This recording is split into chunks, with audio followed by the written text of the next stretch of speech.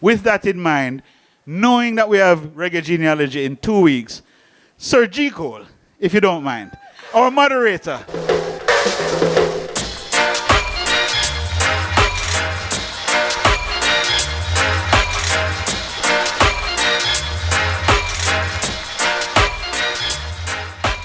Good evening, ladies and gentlemen. Welcome to Reggae Genealogy, the panel discussion, and we have an illustrious panel for you guys this evening. First of all, I'm gonna give you all about 30 seconds to tell your friends, to tell their friends, send a text, WhatsApp, whatever. We got a couple of seats. For the people standing, I implore you all to grab a seat because in about 5 minutes, you're gonna wish you did. All right, you know how a thing go, Jamaican thing, Caribbean thing, people rolling in right after the bell rings, right? So you're not gonna get a seat. So if you're here right now standing, grab a seat. I'm gonna grab one right now, and then I'm going to introduce the panel. All right, again, 30 seconds, text your friends, call your friends, let them know where to be.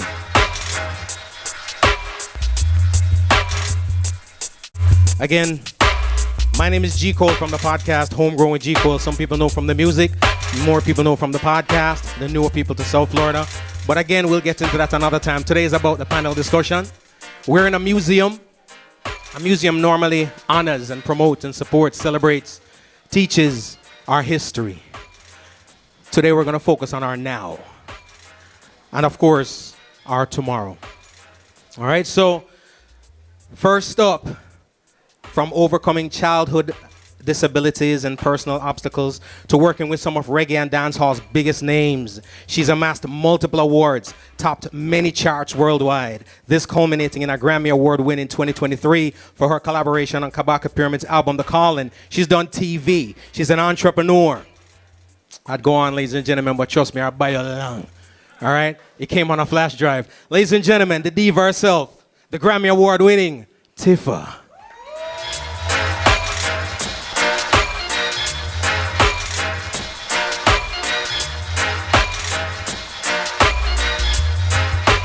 Our next panelist, ladies and gentlemen, has worked with Loose Cannon, Island Records, Motown Records, Polygram Group Distribution, and ASCAP, where he started his music business career. He is now the VP of, wow, he's been with VP for almost 25 years. I'm 28, so you know you go. He now serves for the last 12 years as the Vice President of Sales and Marketing for VP Records in New York, talking about the one, the only, Mr. Aaron Talbert.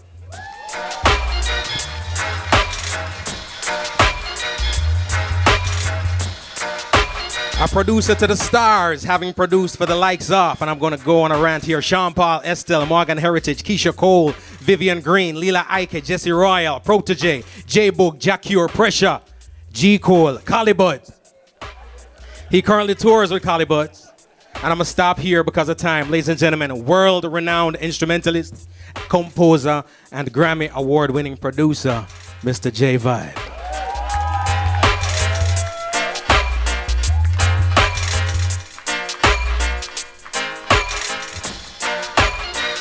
Sound system icon, starting with Supersonic, Blackstone, to New York's biggest sound, Afrique Sound Station. He then created Super Sound, one of South Florida's most renowned sound system, with a lifespan, ladies and gentlemen. I'm gonna tell you something. I'm gonna go off script right now. I love having conversations, but I love having conversations with those people qualified to have it with. Brother look like him young and him look like about 25, 26, 27.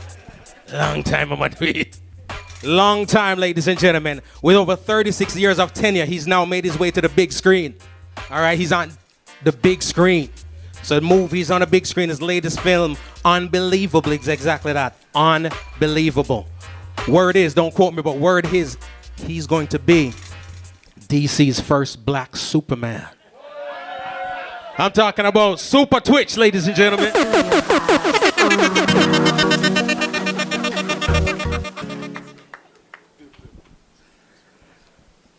This legend really needs no introduction. He's one of the founders of the legendary Bad Boys of Reggae, Inner Circle. And they've been creating hits and traveling the world since the late 60s, with hits like Bad Boys from the TV series Cops, Sweat, Games People Play, Tenement Yard, and one of my favorite songs all time, Garden of Black Roses. Ladies and gentlemen, the legendary Mr. Ian Lewis.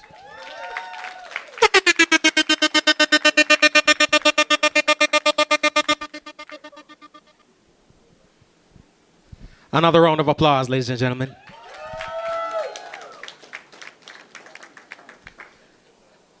And again, welcome, everybody, and thank you for being here. So the topic today is the gentrification of Jamaican music. Gentrification is a construct. I felt the need to go down this road because prior to this event, I've been having multiple conversations and people have their say, their thought, and it's passionate. We're all Caribbean people. We're more passionate than most, right? We have an apostrophe on this thing in reggae music. Oh, I think. When we hear something we don't like, oh, I think. When I download and buy nothing, but we're complaining, oh, I think. All right? So, but needless to say, I feel where the confusion comes most is with that word gentrification. It's been a popular word off late. So gentrification is a construct where poor urban areas is normally changed by wealthier people moving in, improving housing, attracting new businesses. Typically, though, displacing its current inhabitants. All right? So that's where we're going right now. It's not just about injecting resources and whatnot, right? It also comes at a cost, displacement, right? So that's why a lot of times when I hear the term gentrification, I know for a fact it's not being used accurately. But passion makes you do some crazy things, right? So we're gonna have some conversations today. Again, the gentrification of Jamaican music. Aaron, and I'm gonna go down the line with this one, right? When we say gentrification of Jamaican music, as somebody who has been tasked with selling and marketing Jamaican music, I won't relegate it to just reggae. What exactly does that term, gentrification of reggae music, mean to you? Mr. Engineer.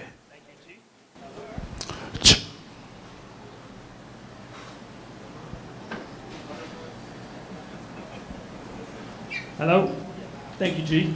And greetings, South Florida Massive, respect. Down from New York, and happy to be here with you. I've been at VP for quite a while, and as I heard this phrase, I thought, well, you know, in some ways, I sit in that gentrification chair. I remember my first interviews with VP, talking to Miss Pat, and one of the things we were talking about was getting the VP products into Walmart at that time. So I do understand the idea of broadening audience and trying to expand what we've done or what the music is or who that audience is, and that's a part of our day-to-day. So I think that that's an element of it. So what are some of those things that we do particular are maybe improvement of the product, the remastering, trying to work on contracts and agreements, trying to improve our business day-to-day in terms of the sort of partner we are with these other companies. So that's sort of an idea that I would have as a start. Awesome. Tifa, you've amassed international success as an artist, right? An entrepreneur. Obviously, you have a fan base that stems past the diaspora, past Jamaica, out into the mainstream world, which is what a lot of us strive for. As an artist, what does the gentrification of reggae music mean to you? Good evening, everyone. Good evening. I struggled with this topic because it can be broken down into many different topics. So are we talking about the gentrification of the music, or are we talking about the gentrification of the business? Both. Because it's two different things. And if we're talking about the gentrification of the music, then that's a whole, I'll be here all night. With regards to the gentrification of the business, of course, with technology, with moving forward over the past years, the business has gotten better with gentrification. However, I would say that in terms of the music, we've gotten somewhat backward. If you get what I'm saying. And because back then, there was a standard. The music has a standard. And I feel like the standard is no longer there anymore, or it's not so much there anymore again. Because of technology, everybody's a producer, everybody's an artist. If your song never sounded good, you couldn't play on the radio back then. If you were off key, you couldn't come on the stage. You know what I mean? If you never do the writer passage and go up and sing and never get a buckle, then you became an artist. You know what I mean? Now anybody can be an artist. You can just go viral and anybody can be an artist. So I feel in terms of gentrification of the music itself, we've somewhat gone backward, and other persons have brought reggae and dancehall to the fore. But with respect to the business, we've definitely gotten better. Awesome. Super Twitch. Yes, sir. I've always felt that the most effective means of music distribution, especially for reggae music, is not the retailer, it's the sound system. That's true. You are in real time with the masses out there, right? Oftentimes you're giving it to the masses prior to the retailers getting it out there. Absolutely. So from your controller, your laptop, looking out into the audience and feeling the reciprocity, have you seen the effects of the gentrification? Absolutely. Good evening, everybody. As a DJ who's been playing music, selector, so to speak, who's been playing music for like 37 years, so I've seen the evolution and seen the growth, and I've seen where it has turned a circle and come forth.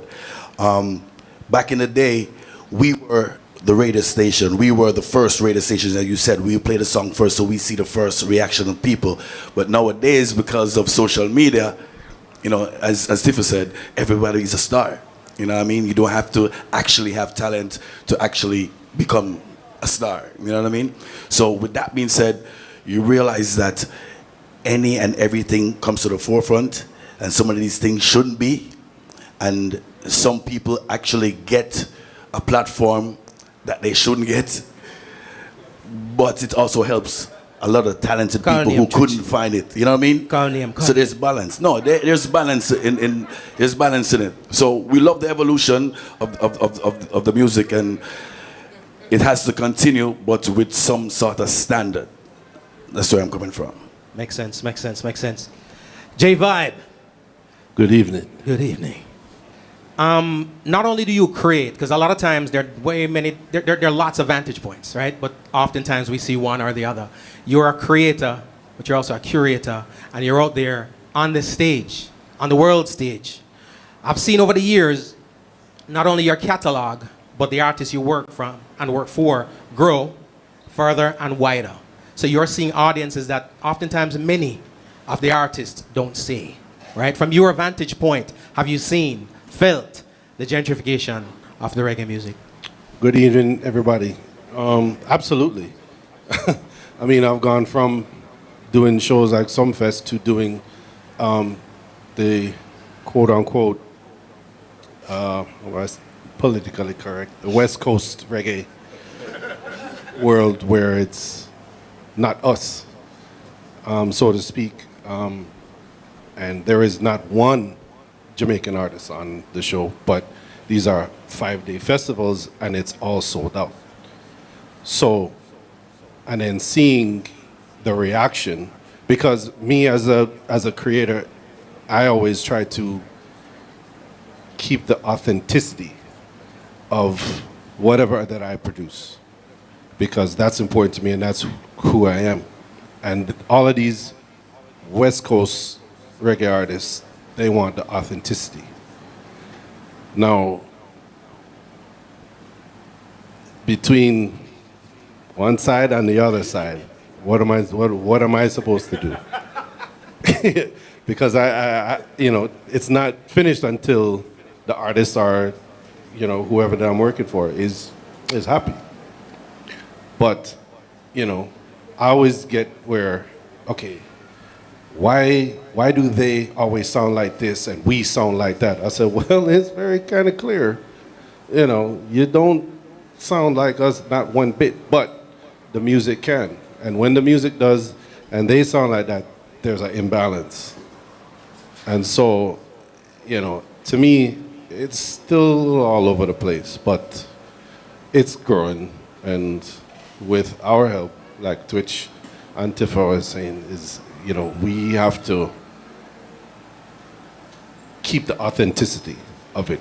Yes. That's the only way that we can keep our genre alive and well. We need to keep the authenticity of it. And educate also, because those that don't have it but want to do it, they're going to find other means, and those other means don't sound good, Right. unless we touch it. So that's just really what it is. Awesome. Mr. Lewis. Yes, sir. Yes, sir. It's a pleasure to be here, sir, with such distinguished people in the audience, you know. Miss Pat, we have sold a lot of records together. One love. So a lot of your biggest hits, my inner circle, are consumed by people outside of our marketplace. Talking about TV shows. I travel the world.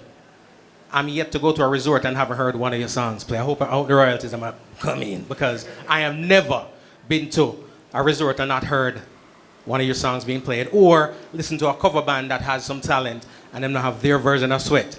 To be perfectly honest with you, I've done gigs where I've needed a song to rile the people up and I just have to draw feet too. So, well, as long as you're paying some neighboring rights, it's all right. You know? my people will call your people, sir.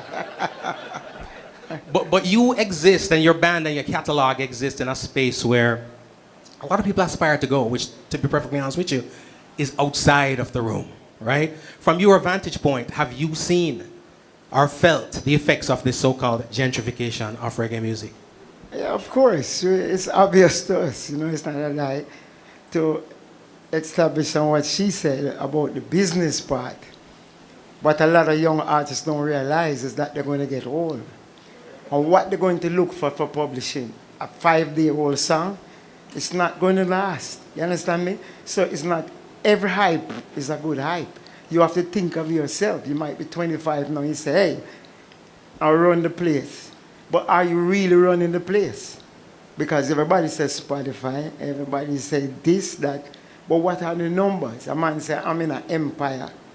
I have the privilege to own, you know, a big studio. I've seen budgets for the big artists, the small artists. I've seen Miley Cyrus. I've seen all of them, Pharrell. Totally different level, my brother. Totally, from creation to end is thought out and is budgeted. So charging a man the biggest money don't mean what going to, how long it's going to. Just like it's business, you know. It's music business, capital letters. But everybody want the now business. You understand me?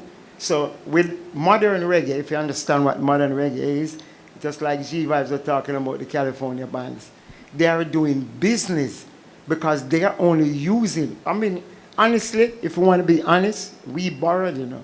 Because ska came from boogie woogie. If you know music, we come on in 24, it's a 12 measure bar. Tumpa, tumpa. But that's how ska was created.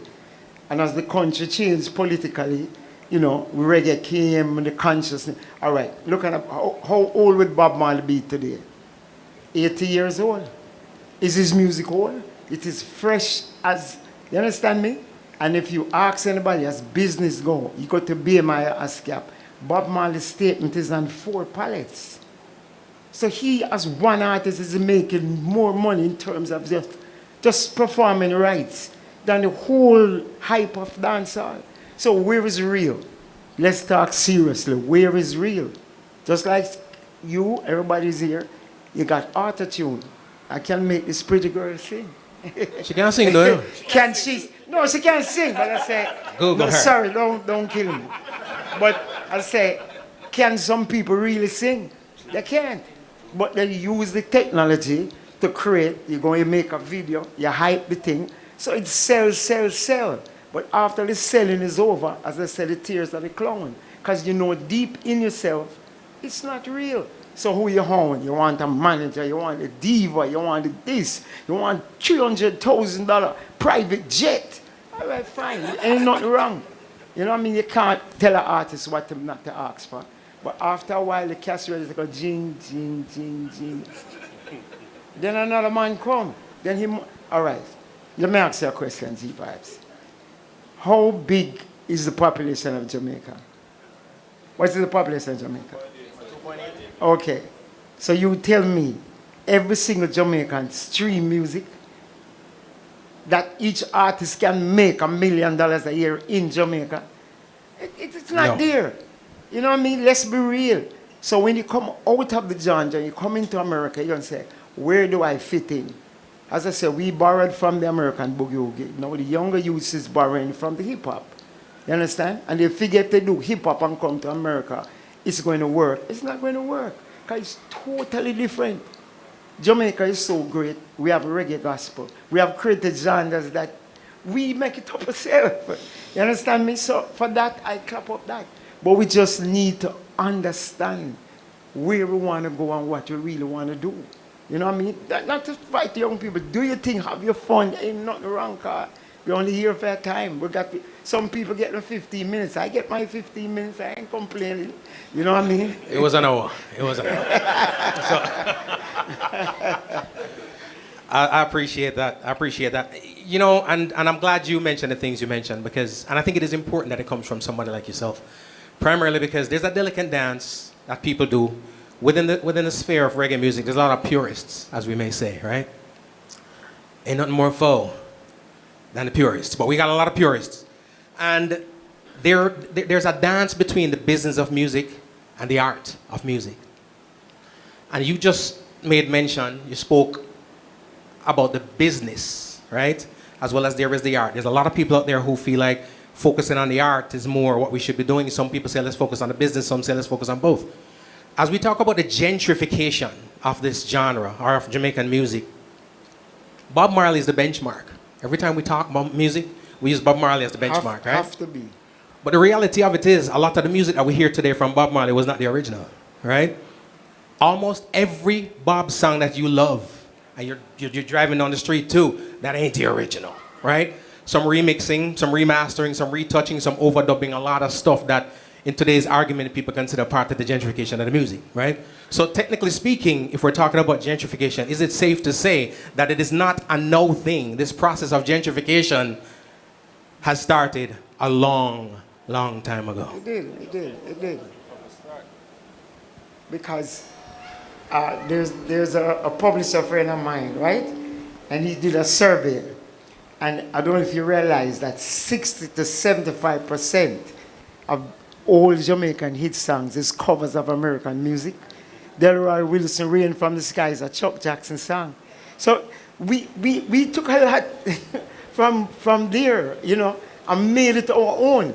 So in that event, a lot of songs went to Ken Booth, Everything I Own. 10 weeks #1 in England. It's made by Bread. But we would take a good song and turn it around, and somebody say, hey, that's the original. We claim the song. We claim the song as ours. You as a selector supposed to know. Of course. You can play a Jamaican song and play the foreign song. Yep. Silhouettes. Dennis Brown, Silhouettes. Okay.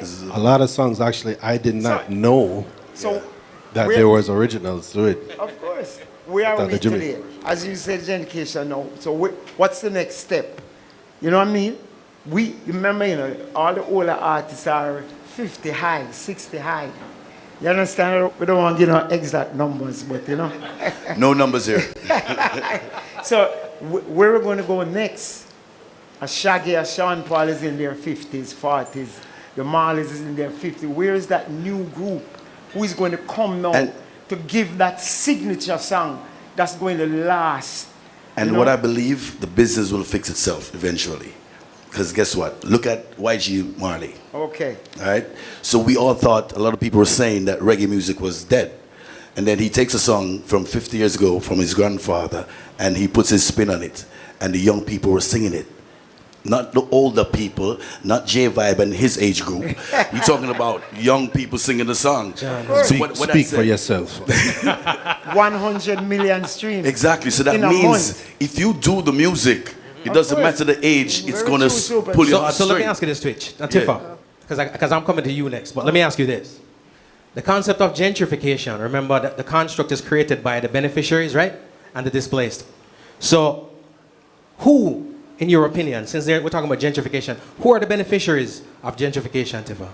I mean, all of us.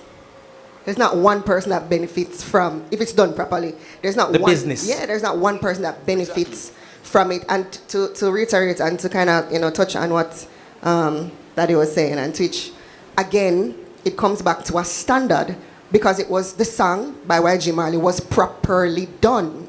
Right. You know what I mean? Right. Because you can take a song and flip it and then it sounds like foolishness. You know what I mean?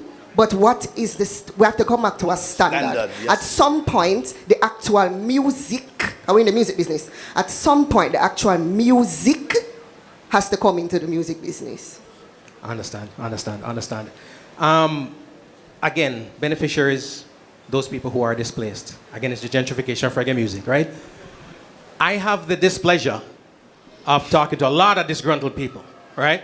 On my show, I talk to a lot of people. Cameras are on. they're happy. Cameras are off, they're not, right? So the conversations always go around the beneficial. People see reggae music as quite a lucrative venture. But a lot of us can't point out the beneficiaries of the reggae music. They're not our neighbors, they're not next door, they're not the artists that we know, right? Except for 1 or 2 or 3 or 4. But then they see what they think is success on the other side of the globe, right? Aaron, talk to me a little bit. You distribute, you market reggae music, right? Yes. Where, in your opinion, is the lucrative market right now? I know who is not, because, like I said, not us. Us in the room, we download the thing. We buy. Everybody out in the parking lot, up University, nah, buy, nah, right? So talk to me a little bit. Where's the heavy markets? Where's the music being consumed? Well, if I can go back and just talk about beneficiaries and displacement, right, in terms of where the music is. And I think an important thing as we look around the room, and it's an adult audience, right? Reggae music and Bob Marley and the influence of that, that sound, that era, has moved on, right? And it's not a fixed system that you can hold on to various elements. Every day, every week, as technology is coming in studio and distribution channels and new generation of people, the reference points are changing. So I don't know that it's so, I don't have a really black and white, I try not to have a viewpoint about that. What's better, what makes sense, what's gonna go. Because honestly, many of the times a record will play and at the label, you know, you're one of the first people to hear a hit record. Many times I've not thought it was gonna go, and it will go, right? So you never know, number one. But also, in terms of what's happened with technology, I think it's kind of a mixed bag. I don't want to be controversial about it, but because it's so easy to put music out there, the beneficiaries are these young producers, right? And kids. Now, granted, they're learning the business publicly, because there was a time when the music would be demos and it wouldn't come out and you had these barriers for entry. So they developed their crafts internally. And I think that's what happened. And in the studios of Jamaica, it was developed internally. So you touch a very good point. Because in essence, where I think a lot of people in reggae music go wrong, they want to make a reggae song instead of make a song. Let's start with a song. True. Let's start with a song. Bob Marley never said, "I'll make a reggae tune." Chris Blackwell did not promote Bob Marley as a reggae artist. He promoted him as an artist. That's true. That's true. So when you ask him about... big up Copeland Forbes, who's with us tonight. Okay, sir. Big up. When you talk about lucrative markets, right? You have to look at the artists. Okay, I have been on shows, which when I look in the all I see is heavy metal people with earrings and people looking at it and say, whoa, we're going here tonight. Just play some reggae music, dub music. Right. What is dub music? That's EDM. That's where it came from. It's just double the BPM. A DJ like Super can make $100,000 a night playing EDM. What is EDM? Which part? I data go on Twitch? I data go on Twitch? No, but the paradox is, what is he doing different from you? And he's not even better looking. That's saying. So perception. It's perception that this thing is that. But we come as the reggae artists and say, boy, 100,000, 200,000, what I want to rob me? How him rob you? You made a deal, bro.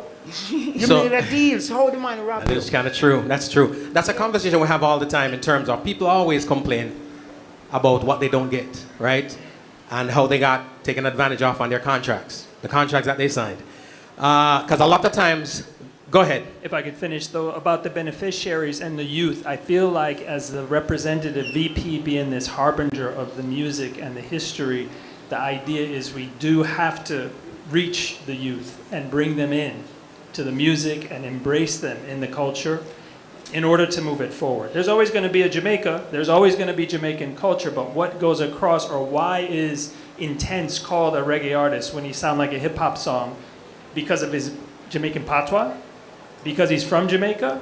Oftentimes we're around the office saying, well, how do we define it? What is the essence of reggae and genuine reggae that we can say, this is the piece? You hear it, you feel it, right? You have your experience of it, but the reference points in terms of the world today and the youth, it's about us really, the outreach.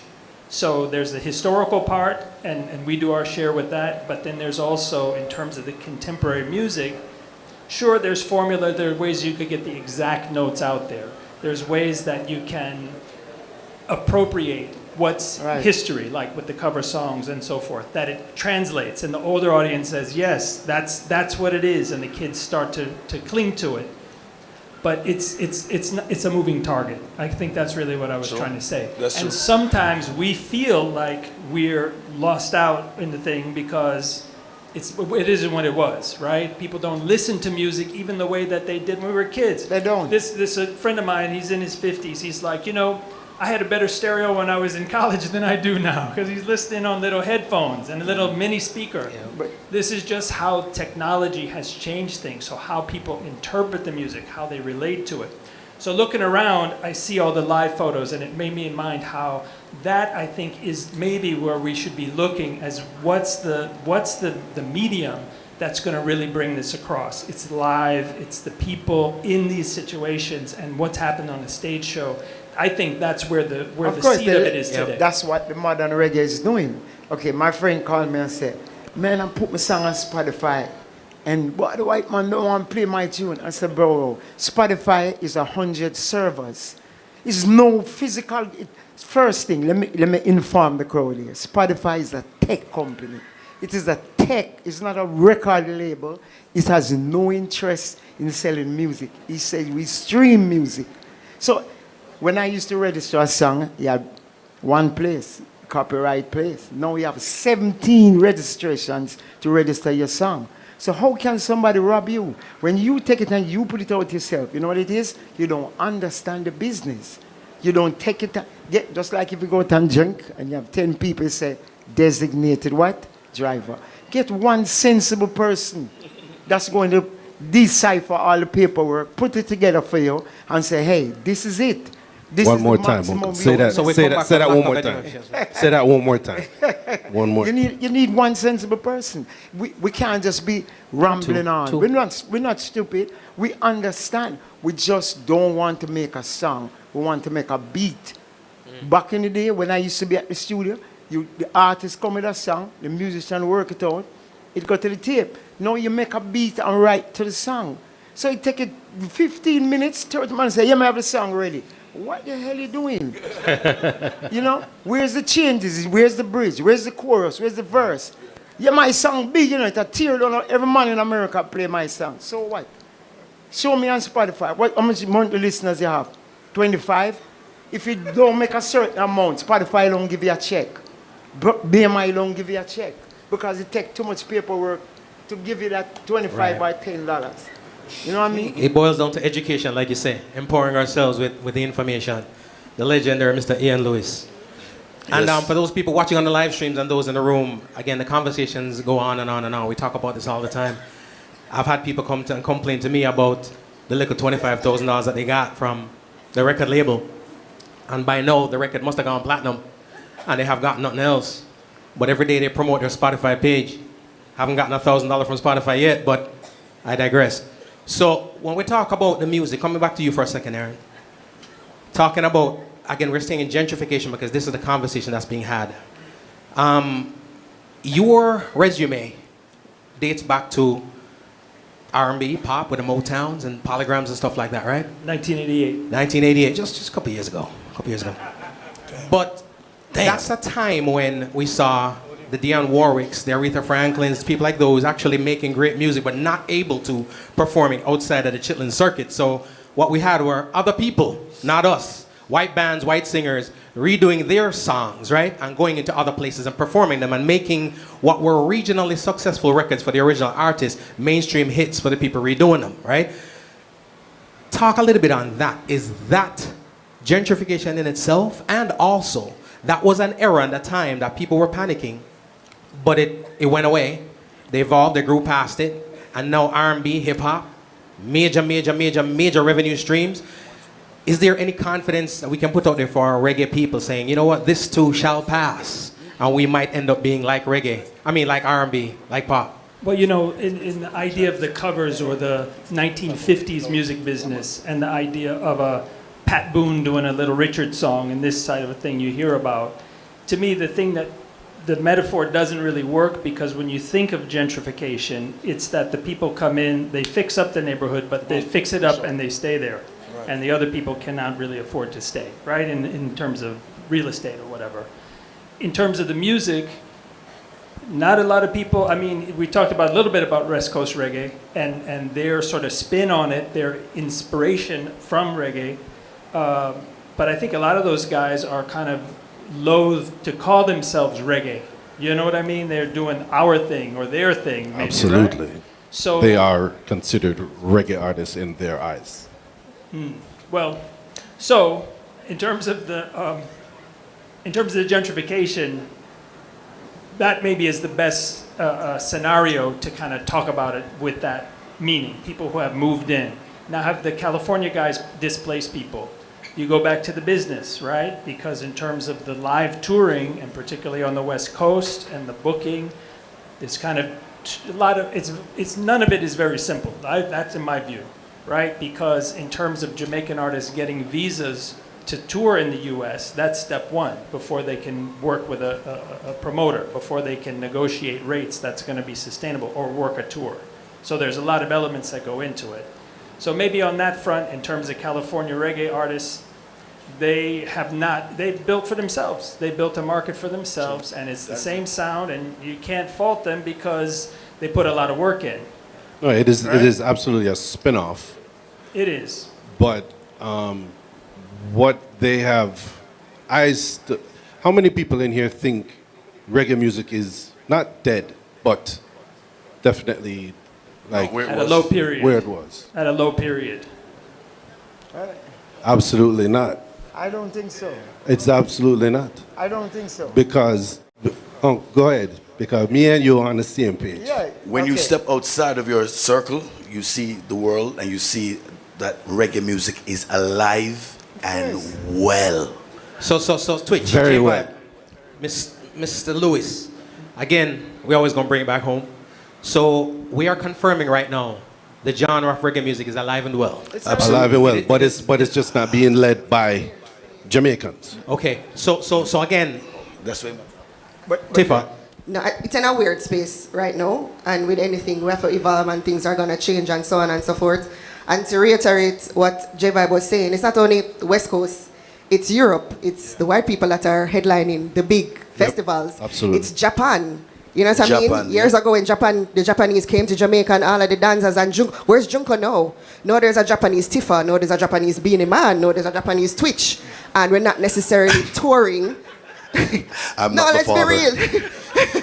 No, there's a Japanese like we're not necessarily touring Japan and those places extensively because they have their own reggae artists, and we are to be blamed because of diva attitudes, because of bad business, so on and so forth. So we just need to fix the narrative, the business, and again, as I always say, put back the actual music into the music. Very good point. You know, it's true that there's international markets where there have been successful reggae acts over time, but it's not like even their careers are on a continuous high or even a plateau. Look at Gentleman.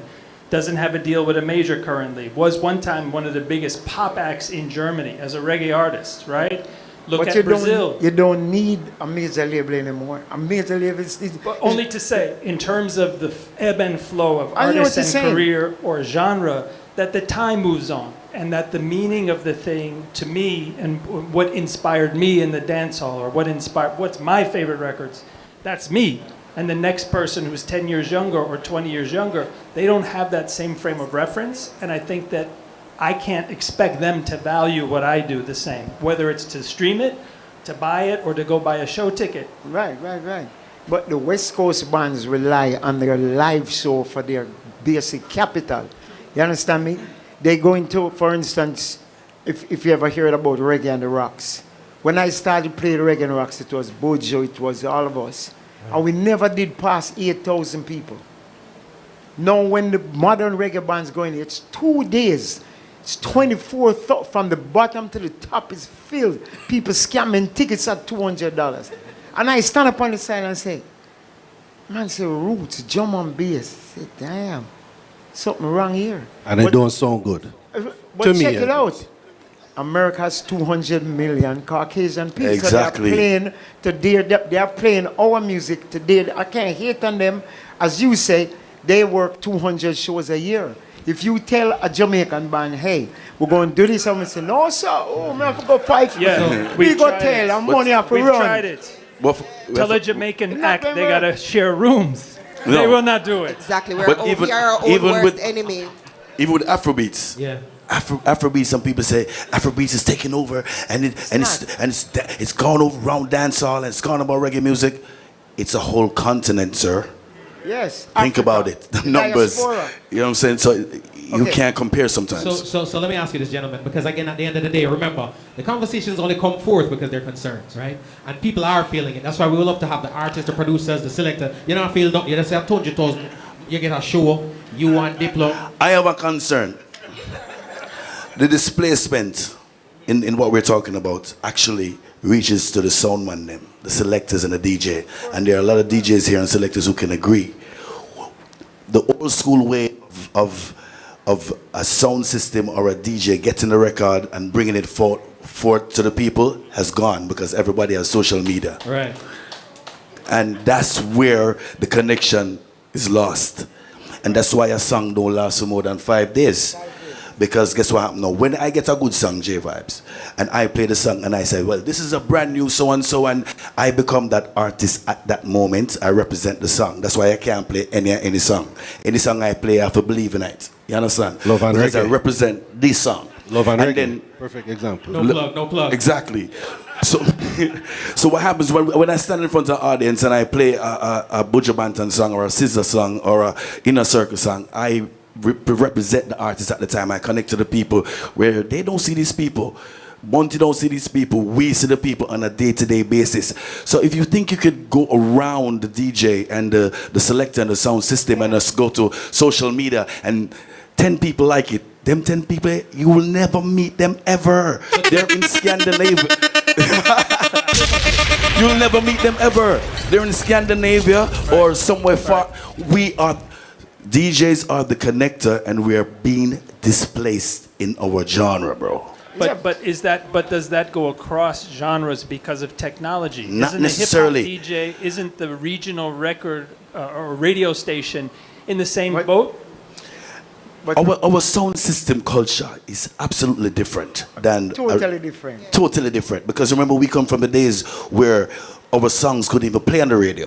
Very good point. And we know the thing. So sound system became the ghetto radio station. Right. And that's why you Roy Bill him sound, because they want to play him in music and so that we can hear our vibe. You know what I mean? So if you skip the sound system, if you skip the DJ, you miss that connection with the people, and that's why the song them now last, Twitch, brother. let's take a DJ like DJ Khaled. What did he start to play first? Reggae music. Khaled never start from hip hop, you know. Me can say something. DJ Khaled used to play before me. Me used to warm up. Okay. Me can talk the things them. Okay. You know that too. Jaja. And we the best put him to be a But millionaire. it's a good youth. No, nothing wrong with Khaled, but I'm just showing you is how something is represented. You understand me? YG boss because of his mom and the song. You understand me? And what he did, he brought back a Bob Marley song. A lot of people don't know that song. What song? 1972. What song did he use? I know the song, but if I go in, I'm going to create, forget the name. I know the Okay. song. How much people know what song he used? It wasn't a big Bob Marley hit. Exactly. It was Kaya- Crisis. Kaya album, right? Crisis. Kaya It's from not the a- Kaya Crisis, album. right. It's not a big Bob Marley song, but how they put it together. That's why I say the song is the most important part of it. Now, if the song don't match the singer, okay, I'm going to give you experience. No. I was on a big festival in Germany, and when Don Penn run out, the place erupt. I mean, no, the rhythm, the bass line, unbelievable. But she couldn't sustain because the artist was a little, you understand me? It got mini vanilla. Makes sense. They use a face to sell them. As you say it. Yeah, no, I'm telling you the truth, but it's not a lie. So there's a certain level of marketing what is included in the thing. You understand me? The hype. Can we believe the hype? 5 out of 10 times the hype So- sell us wrong. But here's the thing, though. Let me ask you this. Again, we're here to avert crisis, right? We're all here for the preservation of the genre, preservation of a culture. We focus a lot on yesterday. And I do believe that if we study the root, that's how we affect the fruit. However, We're looking for tomorrow. Most of the success stories that we speak of right now are either not here, are ready to go off on a spaceship and live good life. Twitch rich. The man is soon gone, left sound system. J-Vibe. All that stuff. Talking about the future, Tifa too. Talking about the future as we come up. What are we saying to the young people coming up right now? Because you mentioned YG Marley. There are certain names I never bring up when it comes to musical conversations because they got a cheat code, all right? I couldn't get the clearance for that song, but again, I digress. So what I'm saying is this. What are we telling the upcomers right now? Because if we keep pointing out that, okay, well, he has the leg up because he's Bob's grandson and the mother is this person and that person, whatever, and this is how it's done. They don't have that advantage. So what are we saying to the young people right about now to get around the so-called gentrification process? Twitch, talk to me.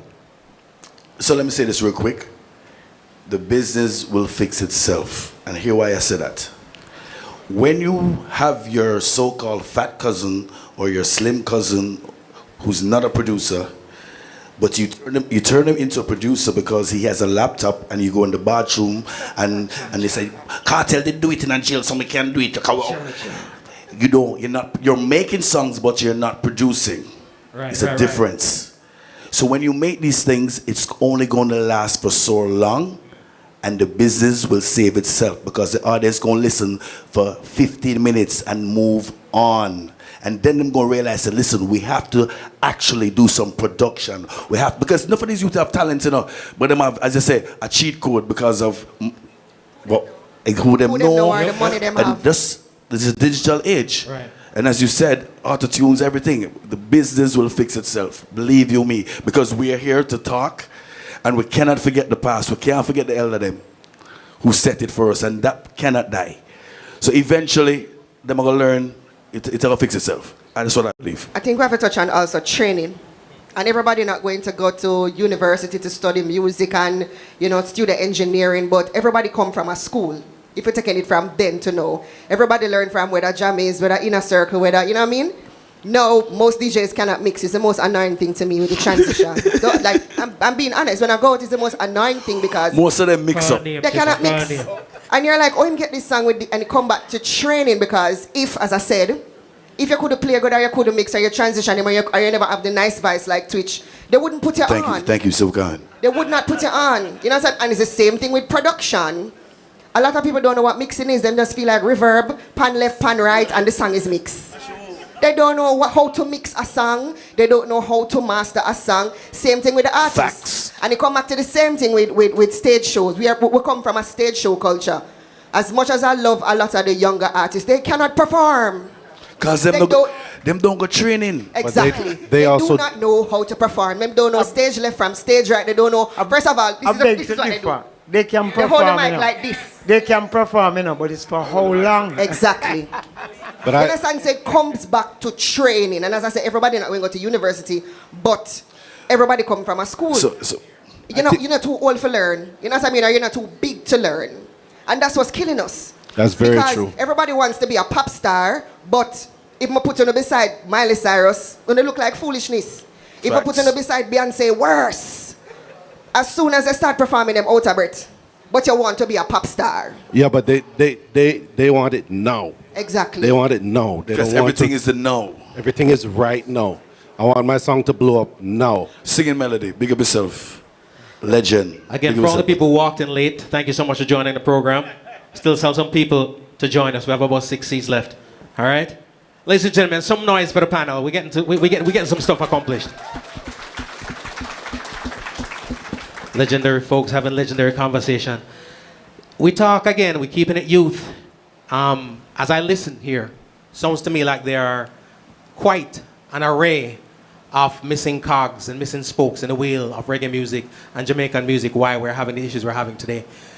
You've mentioned education, lack of professionalism, right? Training, the school of music, right? And when I say the school of music, it doesn't necessarily have to be something formal. Talking about coming up the ranks, as Tifa said. So guess what? Yeah. Can you imagine a 19-year-old kid, he does a song, wasn't really produced good, wasn't really mastered, becomes a hit, a worldwide hit, and he becomes a millionaire in Jamaican terms, right? He's 19, right? Didn't have anything last week. This week, he's a millionaire. And you're going to tell him, say, to actually get training now, because what he did the wrong way actually worked. Right. So how can you convince him, a rich youth with all them friends, them I say my done?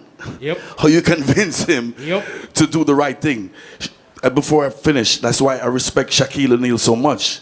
You know, he was a millionaire, but him still get him degree while going to school. These kids are not going to do that. I respect Assassin, who bust Agent Sasko, still got his degree. Sizzler was on tour. He got his degree while he was. How many of these youths can you tell that in this day and age? Twitch. When they bust the wrong way. I'm going to play devil's advocate here. And again, it comes back to a standard. You as the DJ, if I hear this song, I hear say this song a foolish and should I never play it in the first. Stop. I cannot stop it when social media is a... Yes, listen, social media is only going to last so long and no more. Because people attention span... Tifa, stop. Full stop and abbreviation. You know how much song me hate when me da play? You know how much time I know so this not make good? You know how much time I remix some song, like actually master the song? Because people actually like the song. I'm a sister the song of potential. Smokey, my selector is here. How many songs have we remastered just to make it sound proper? And where are they now? Where are the songs now? But hold on, Twitch, Them probably, tell them. they're somewhere. All right. Tell them that Then the last. software is there now, where you can actually take a song and strip out the voice. Exactly. So because of the strip it, because of STEM. The DJs can remake a So song. Tifa, imagine this now. Me go to an audience, right, of say, because remember, my career spans 37 years, and I'm still working. Thank you. You mentioned 1988. That's when I started. So I'm in a crowd of not my peers, not my age group, but of younger people, actually my kids' age group. And them ask me for a song with me hate. Just imagine, you think I'm going to work the next week? When I don't find it, I have to play it. So sometimes our hands are forced to play crap. So hold on. And ladies and gentlemen, this is good TV. So make sure you say, come up front. So here's the thing, and I appreciate what you're saying. That to some degree says, because her concern is very, very valid, and we hear that a lot. But then it leads us to ask, who dictates the quality assurance, right? So if the audience, because I feel oftentimes that, go ahead. The audience. The audience dictates that. Yeah, so if it sucks, if it's crap, if it's whatever the case may be, but the audience wants it. That's what it is. Then you're saying the DJ, as well as the record label, they're compelled to give that to the masses. There's this expression, he who pays the band calls the tune. Jaja. That's what it is. See there. But J-Vibes, public, but listen, J-Vibes can tell you, what is a gun tune? It's shock value, you know. Right. What is a cursing? It's shock value. So kids go and vacillate to rebel. They're like the rebellious. So why do we complain about it when we hear it then? If we've acknowledged and we have the knowledge, and this is what Twitter said, we know this is where it's going, we know this is the reason for it, we know the trajectory of it all, but yet still when we come off at the stage and we're going to sit down with G Cole, we're complaining about it and say, the youth them are going with all kind of things. But I'm going to give gun finger. How are you going to It's still an expression of art though. You have to remember that, whether not, because there's certain movies that we watch that we shouldn't be watching, bro. But hey, when Rambo fired the gun, them, hey, I'm grown. You see me? But we don't promote that, but that's what we like to watch. So it's still an expression of art, so we still have to respect that. But there are also songs that I don't play because I don't believe in the song. There's a song called, and I don't want to hurt the artist's career, but something about dung in a throat, and them, I can't play it because I got teenagers. You know what I mean? The crowd is asking for the tune. Nah, play it. I'm not playing that song because I feel it goes against what you know what I'm saying? I believe in. Well, where does that begin? That begins with the producer, and the artist. For me, nobody cannot come into my studio with any kind of songs like that. I'm not producing that songs. That's not my thing. But even in still, like, cream will always rise to the top. Those songs are not gonna go anywhere. They don't last. They will be great, whatever, for 2 weeks. Right? You play who's the biggest hip hop person right now? One of them. I don't know. All right then, I don't know. But then you have Ed Sheeran or someone come out with one song and that stays number one for like 50 months. But Jay, a music mogul or a music label executive said there's no such thing right now as a hit song. There's a regional hit, right? So like, no, you're talking about that. You just asked the question, who's the biggest dancehall artist? Somebody in New York versus somebody in Jamaica versus somebody in Florida may say something different, right? So the question goes to the audience.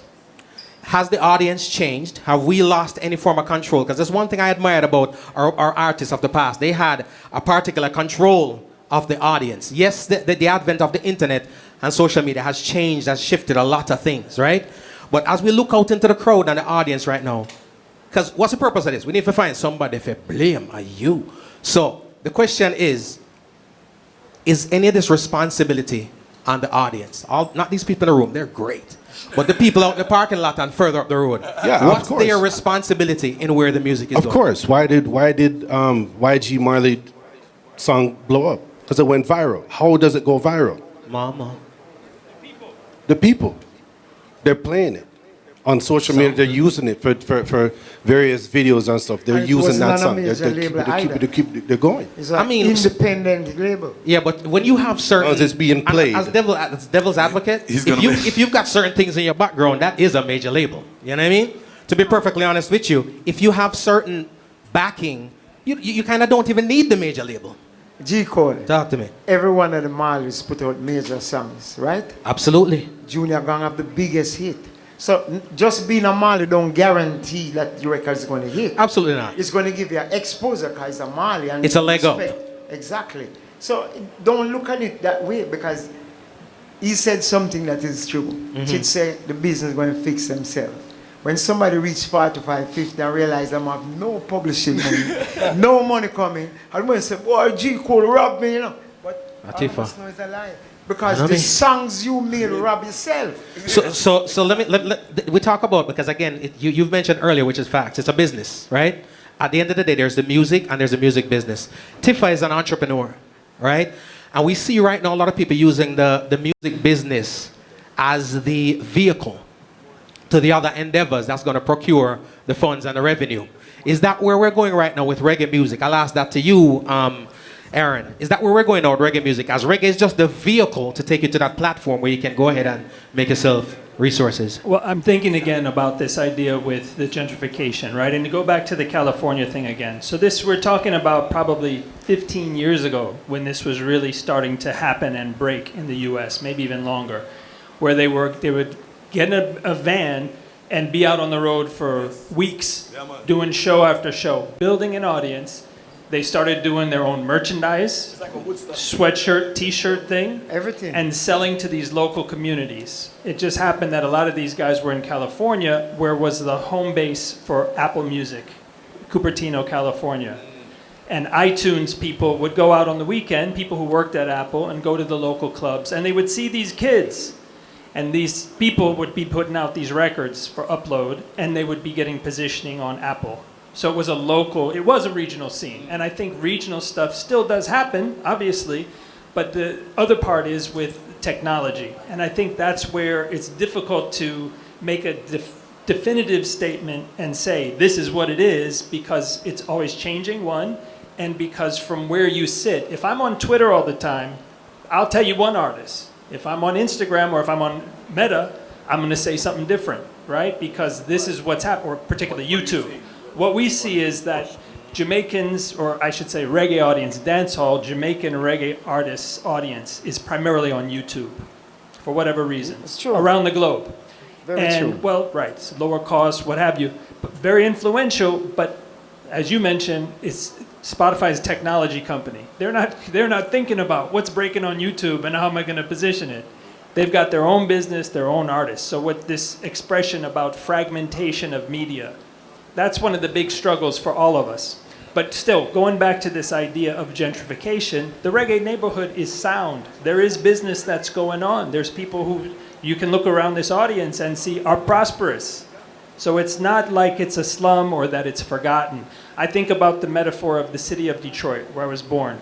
And 10 years ago, they had lost, their population went below 1 million people, right? White flight and all of this for years and years, the idea of just black people just being put on their own, right? So this renaissance, this revival is taking decades for it to happen.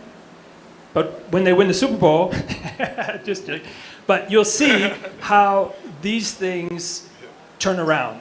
And I think that this is part of what we're experiencing. When I think about reggae, Bob Marley music, part of what happened, the reason that it meant something to, and sorry for this promotional plug, but I'm down here because we're doing this exhibit about this photographer, Peter Simon. He put out a book in '77 called Reggae Bloodlines.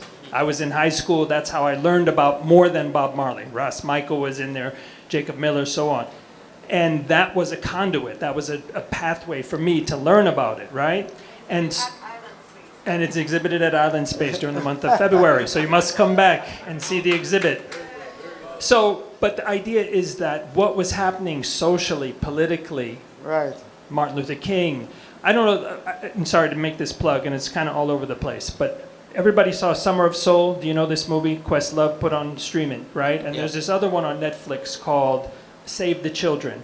So one is from '69, one is from '72, and it chronicles this idea after Dr. King's assassination and what was happening, political funding, what was happening in terms of social movements to get black people kind of refocused, right? Or whatever you want to say about it in terms of the outcome of that post-civil rights era. But the idea is that that influence culturally for black people around the globe, reggae was born in that moment, right? That's when it went from rocksteady, where Bob Marley and that message started to really formulate. Yes. So that's how I look at it. And the idea is that that was that moment. Think about today's cultural moments and where it's at and what's going on socially and politically. That music doesn't match the mood of the people or where the people's head is at right now, to a large part, right? There's people who still are on that, who that's where their mind is. But in terms of masses and the ebb and flow of the music, I think that's maybe something that we're dealing with. And so staying committed to the music, staying committed to the culture, staying committed to that message, that's what I'm seeing. Awesome. Awesome. But J. Cole, go ahead. I want to ask you one question.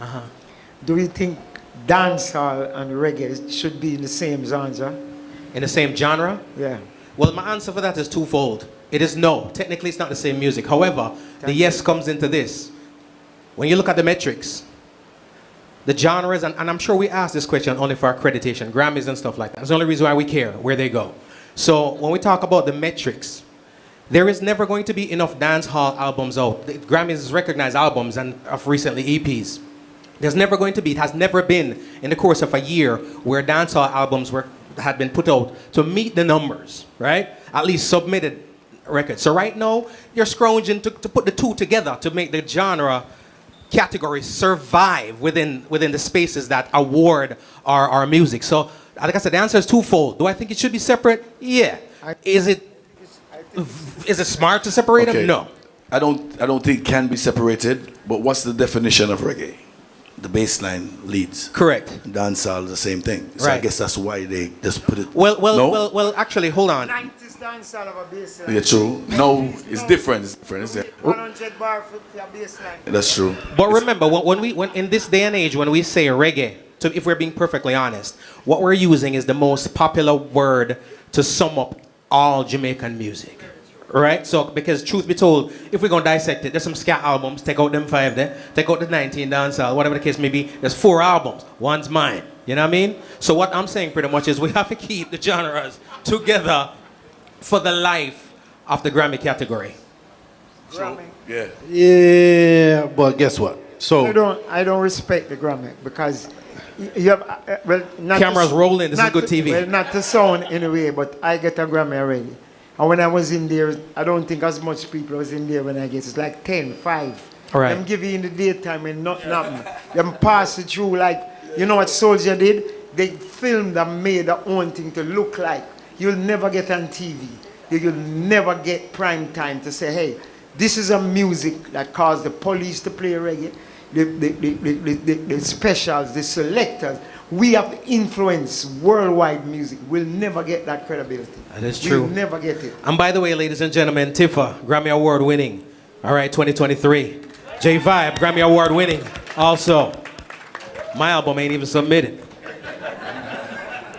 To go back to a little bit about what Aaron was saying and what Twitch was saying, I think where the disconnect is that this generation is trying to be like America.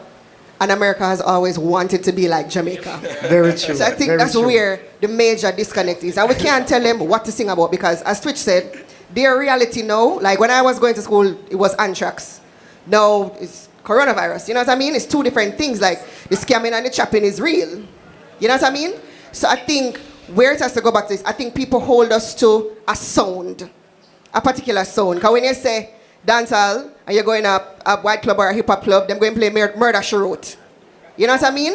So how do we cross both of those things? I think that's where part of the solution lies, is keeping to the core principles and sound of what dancehall and reggae should sound like, coupled with what is happening in the now.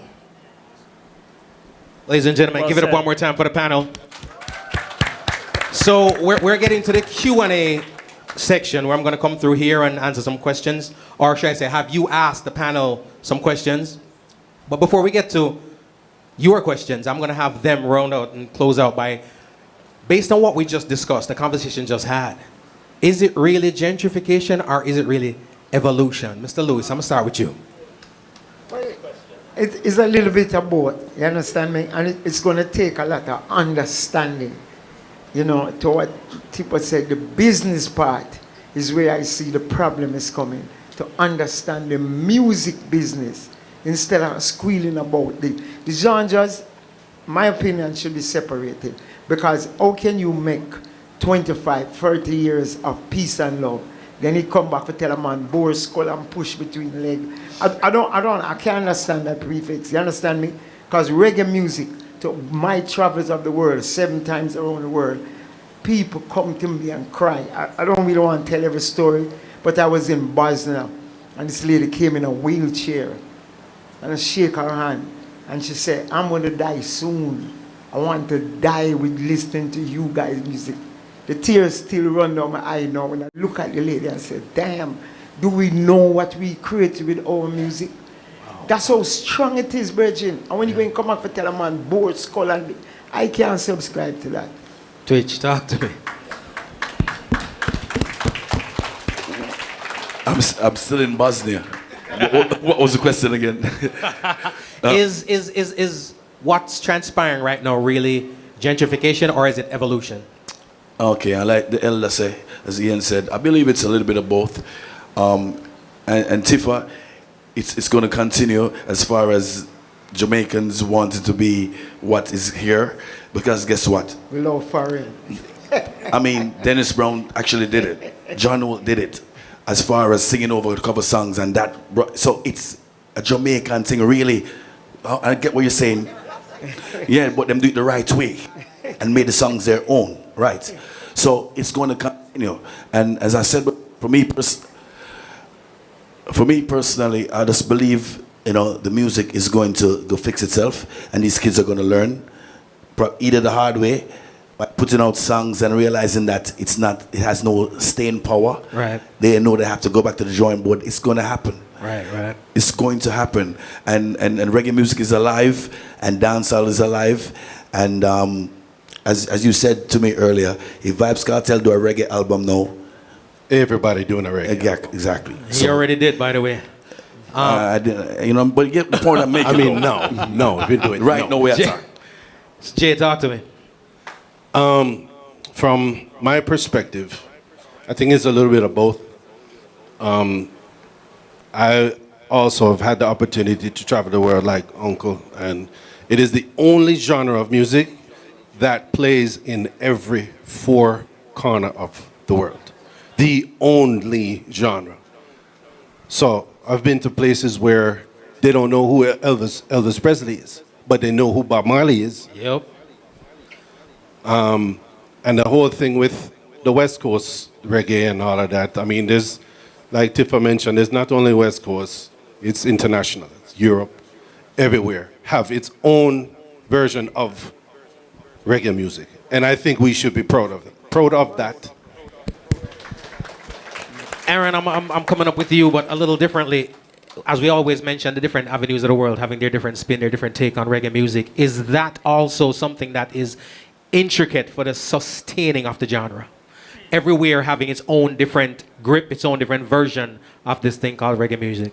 I don't know. I think on that part, the gentrification thing, or the idea that Ian's been talking about so much with the business, is going to be that longevity in terms of representing that music and in terms of it being in its purest form. I think that's there. Whether or not Brazil continue, because as you just mentioned that, this friend of mine showed me how Brazil, there's this new style that they're doing, Brazil country music with Portuguese lyrics. So in terms of the world and again, technology has changed this so much where people are exposed to things in such different ways and contexts. It's a tough question. I don't know. Tifa, as an artist, evolution or gentrification? Check. I think it's agreed with everything that everybody said here. I think it's a little bit of both. And with regard to what Aaron was saying, I think in terms of exposure, it carries the music to the four corners of the world, irrespective of who is singing it, but it hurts the core and the artist, the original and the core. That definitely means that we have a part 2 coming the next time. Ladies and gentlemen, some more noise for the panel, please. So we are at the QA part of the program, and we can do one of two things. We can either ask a question for the panel, anybody can take it, or if you want to field it specifically to one person, let me know. We'll get that one person. We're going by show of hands. Who first has a question? Jaja, you walked up front for Jano. Well, let's start with this shameless plug. Reggae Month in February, presented by Inner Circle in Jaria. Be on the lookout for all the events we got going on. We got Rastafari Day. We got a bunch of stuff. And I want to say big up to my father for investing. We got no sponsorship dollars. He's going in his pocket, you know. But also, I want to see what everybody thinks. There was a show happening on 15th of February at the Amaret Arena. Shaba, Supa, all these people. From what I'm hearing, the show is canceled or it's not selling or whatever it may be. You know what I'm saying? What do you guys think of that? Because if that was a Latin show, sell off. If that would be a freestyle show, that would sell off. Big Meech is doing the same show there. And I think it's AG and Botafogo are the promoters, and they probably have sold more tickets already than the entire thing. But I just want to know, I'm not trying to bash nobody, but I just want to know what you guys think, why? Yeah. So we've been talking about that recently. New York, there's been a couple of shows like that. Obviously, Buju, he did his thing, sold out 2 nights in New York, but other markets they had to cancel. So that's him individually.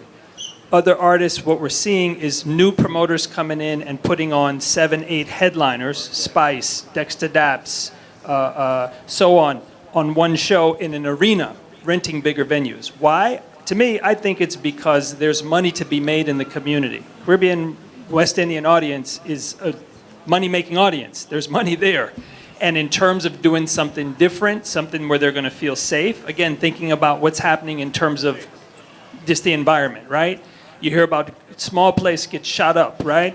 Serious. But Live Nation venue, you don't hear about that so much, right? So, I mean, it does happen, of course. But the point is, I think that the trends of where people want to go for a show, what they want to experience in terms of entertainment, the price of tickets having gone up so much during and after the pandemic, that it's the market adjustment is what I would say. Is it going to be a new trend or is it just for this season?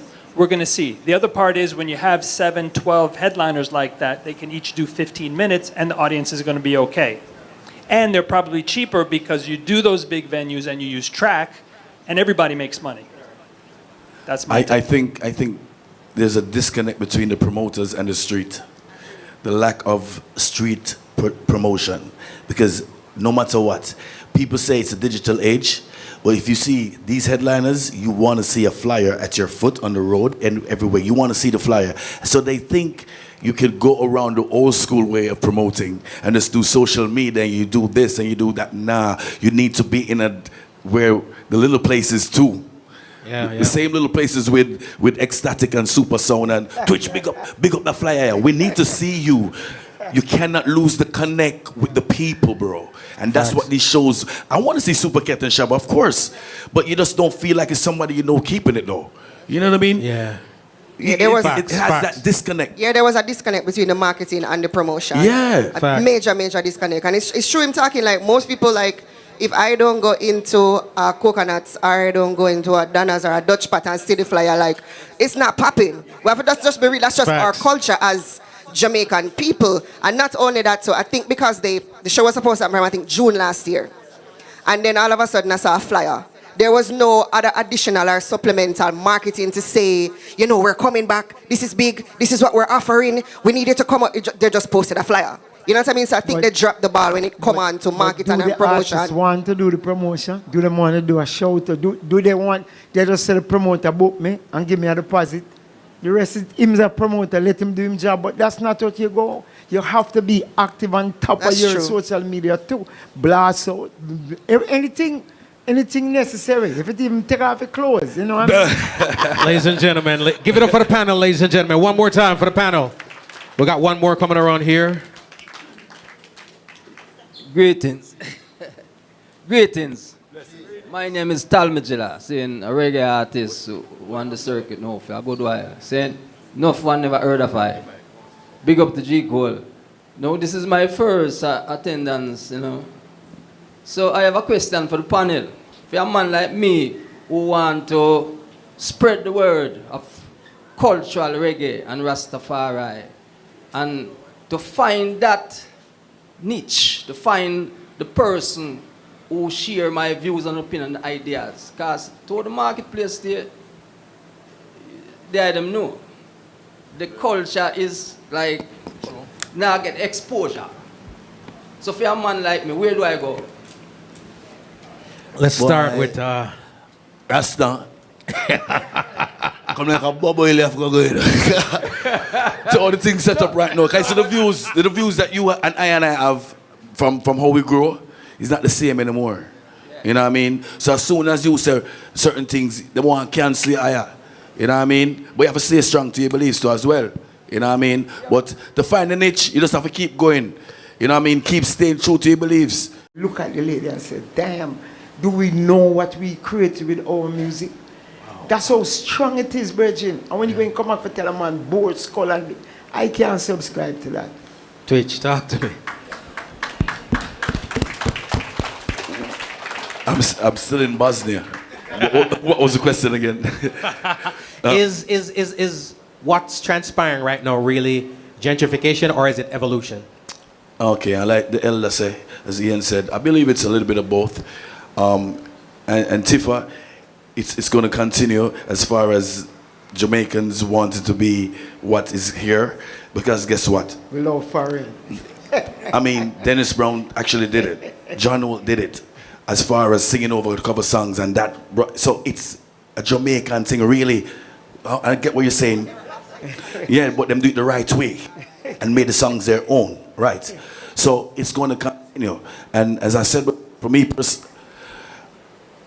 personally, I just believe, you know, the music is going to fix itself, and these kids are going to learn either the hard way by putting out songs and realizing that it has no staying power. Right. They know they have to go back to the drawing board. It's going to happen. Right. It's going to happen. And reggae music is alive, and dancehall is alive. And as you said to me earlier, if Vybz Kartel do a reggae album now, everybody doing a reggae. Exactly. He already did, by the way. I didn't, you know, but you get the point I'm making. I mean, no, if you do it right, no way. Jay, talk to me. From my perspective, I think it's a little bit of both. I also have had the opportunity to travel the world like Uncle, and it is the only genre of music that plays in every four corner of the world. The only genre. So I've been to places where they don't know who Elvis Presley is, but they know who Bob Marley is. Yep.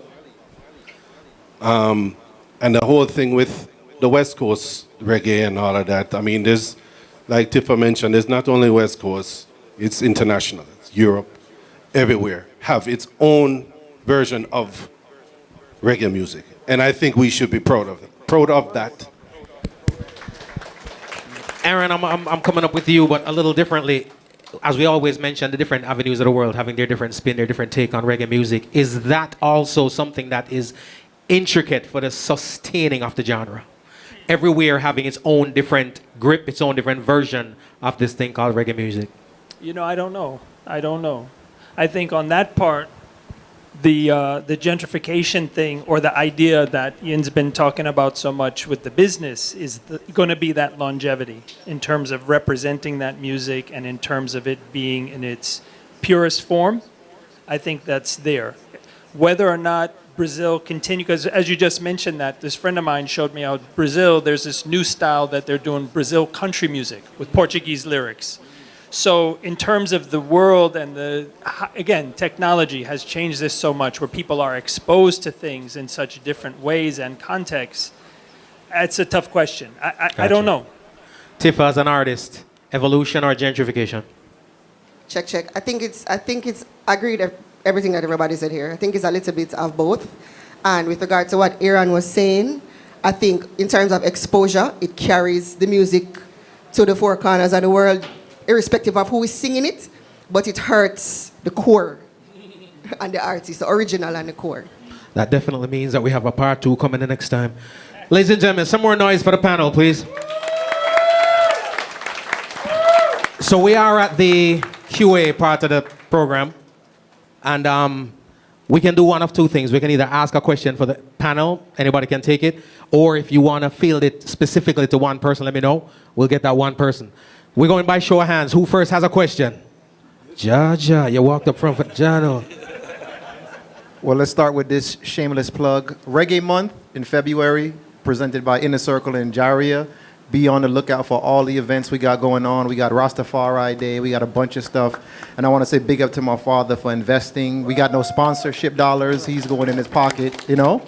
But also, I want to see what everybody thinks. There was a show happening on 15th of February at the Amaret Arena. Shaba, Supa, all these people. From what I'm hearing, the show is canceled or it's not selling or whatever it may be. You know what I'm saying? What do you guys think of that? Because if that was a Latin show, sell off. If that would be a freestyle show, that would sell off. Big Meech is doing the same show there. And I think it's AG and Botafogo are the promoters, and they probably have sold more tickets already than the entire thing. But I just want to know, I'm not trying to bash nobody, but I just want to know what you guys think, why. Yeah. So we've been talking about that recently. New York, there's been a couple of shows like that. And obviously, Buju, he did his thing, sold out 2 nights in New York, but other markets they had to cancel. So that's him individually. Other artists, what we're seeing is new promoters coming in and putting on 7, 8 headliners, Spice, Dexter Daps, so on one show in an arena, renting bigger venues. Why? To me, I think it's because there's money to be made in the community. Caribbean West Indian audience is a money-making audience. There's money there. And in terms of doing something different, something where they're going to feel safe, again, thinking about what's happening in terms of just the environment, right? You hear about small place gets shot up, right? Serious. But Live Nation venue, you don't hear about that so much, right? So, I mean, it does happen, of course. But the point is, I think that the trends of where people want to go for a show, what they want to experience in terms of entertainment, the price of tickets having gone up so much during and after the pandemic, that it's the market adjustment is what I would say. Is it going to be a new trend or is it just for this season? We're going to see. The other part is when you have 7, 12 headliners like that, they can each do 15 minutes and the audience is going to be okay. And they're probably cheaper because you do those big venues and you use track and everybody makes money. That's my take. I think there's a disconnect between the promoters and the street. The lack of street promotion. Because no matter what, people say it's a digital age. But if you see these headliners, you want to see a flyer at your foot on the road and everywhere. You want to see the flyer. So they think you can go around the old school way of promoting and just do social media and you do this and you do that. Nah, you need to be in where the little places too. The same little places with Ecstatic and Super Sound and Twitch, big up the flyer. We need to see you. You cannot lose the connect with the people, bro. And that's what these shows, I want to see Super Cat and Shabba, of course. But you just don't feel like it's somebody you know keeping it, though. You know what I mean? Yeah. Yeah, there was, it has Facts. that disconnect. yeah, there was a disconnect between the marketing and the promotion. Yeah. A Facts. major disconnect. And it's true him talking like most people like, if I don't go into coconuts or I don't go into a Donna's or a Dutch pot and see the flyer, like, it's not popping. Well, that's just be real. That's just our Facts. culture as Jamaican people. And not only that, so I think because the show was supposed to happen, I think, June last year. And then all of a sudden I saw a flyer. There was no other additional or supplemental marketing to say, you know, we're coming back. This is big. This is what we're offering. We need you to come out. They just posted a flyer. You know what I mean? So I think they dropped the ball when it come on to marketing and promotion. Do the want to do the promotion? Do they want to do a show? Do they want, they just say the promoter book me and give me a deposit? The rest is him the promoter, let him do his job. But that's not what you go. You have to be active on top That's of your true. social media too. Blast out, anything necessary. If it even take off your clothes, you know what I mean? Ladies and gentlemen, give it up for the panel, ladies and gentlemen. One more time for the panel. We got one more coming around here. Greetings. Greetings. My name is Talbert, saying a reggae artist who on the circuit now for a good while. Saying, enough one never heard of I. Big up to G Cole. No, this is my first attendance, you know. So I have a question for the panel.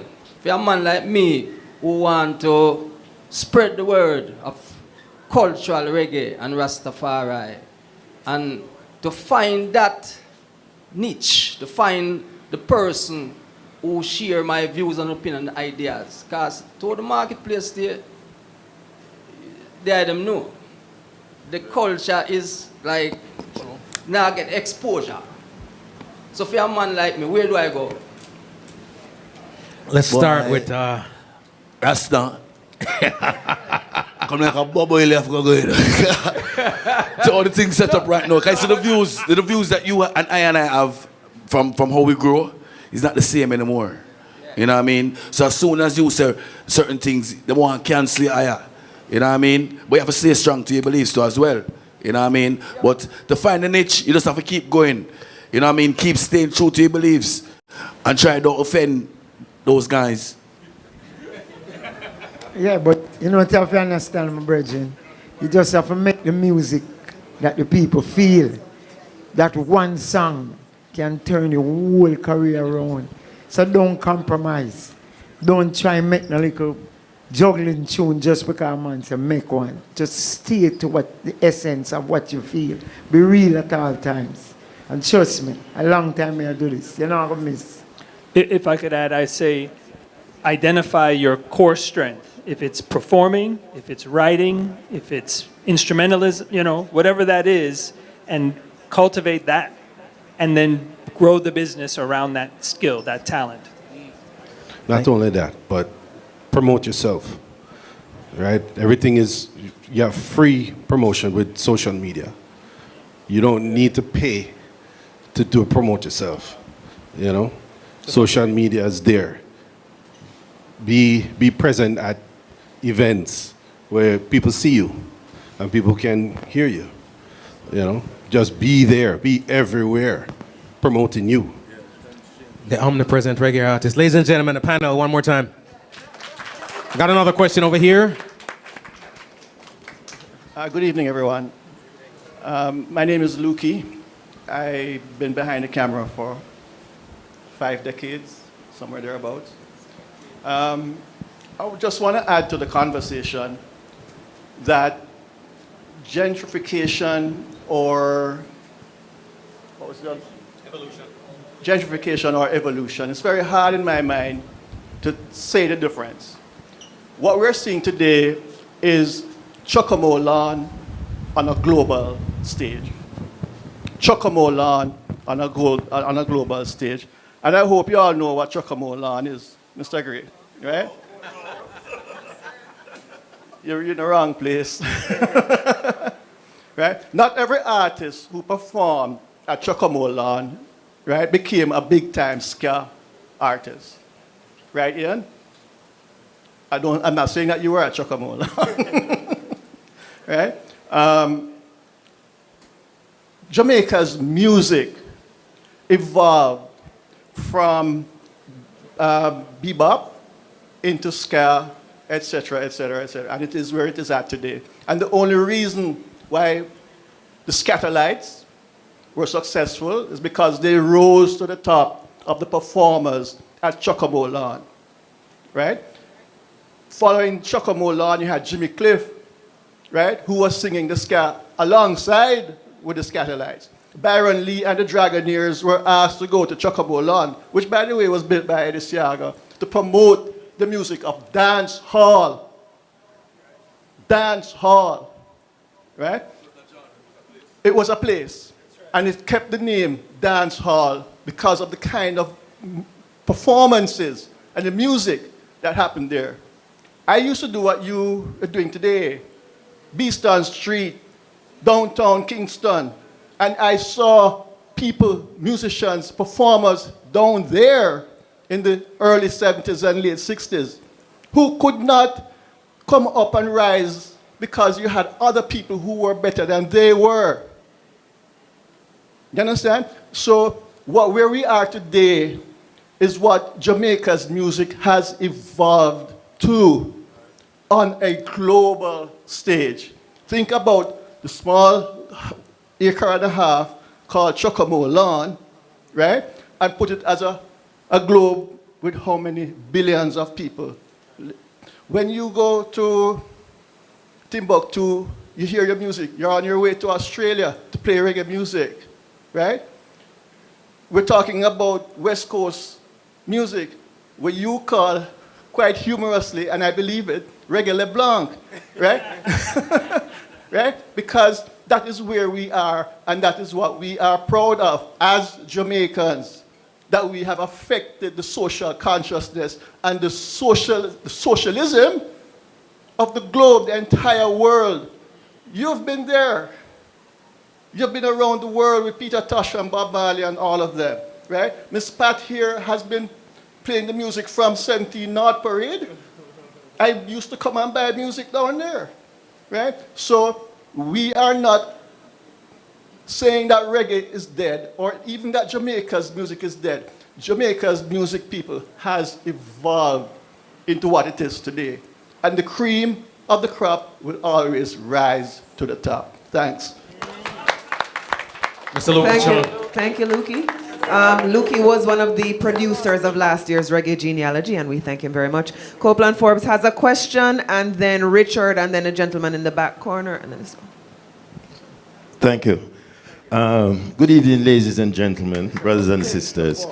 I listened to everything that's been said here, and I was reliving a lot of the moments, especially what Tifa spoke about, because I was part of that entourage that went to Japan and conquered Japan, pulling 70,000 people, and we lost it because I see fight backstage.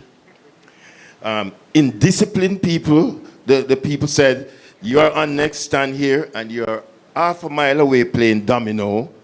And then the next thing I'm going to tell him, forgot S in mother, tell the Japanese that. Now, I was in Brazil the other day with Marcia Griffiths, and she was forced to do songs that she doesn't even remember. She had to do songs like Don't Let Me Down and Survival, because the other songs that you all are accustomed to is not popular and not known down there. Boom, the phone ring, and who was on the phone? Joe Bogdanovich from Jamaica. He said, I heard you're in Brazil, and I'm thinking of taking some fest to Brazil. I said, okay, I'm right beside one of the top promoters. I gave him the phone. And Joe started calling names like Sean Paul, Beanie Man, Bounty Killer. All I can hear is no, no, no, no, going down the line, you know. And then Joe said, so who are the artists that are known there and accepted? And the guy started going through Errol Dunkley, Johnny Osborne, Eric Donaldson, what's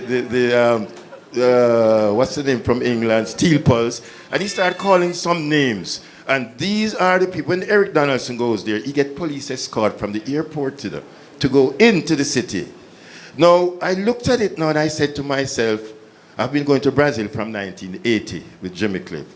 And I looked to see what caused the transition that the people are not into the modern music that we are experiencing now. So the panel, one of the most brilliant panel I see for a long time, Kudos to those who put it together.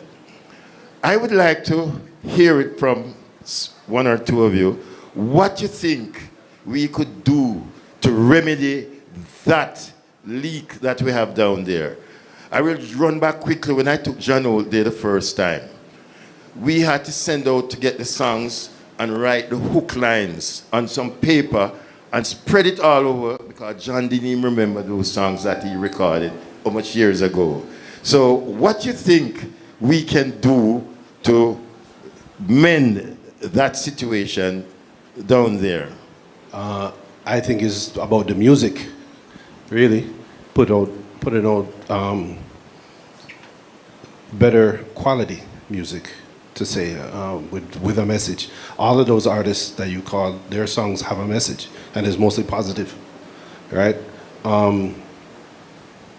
It's funny because all of those same artists are headline artists in Europe, right?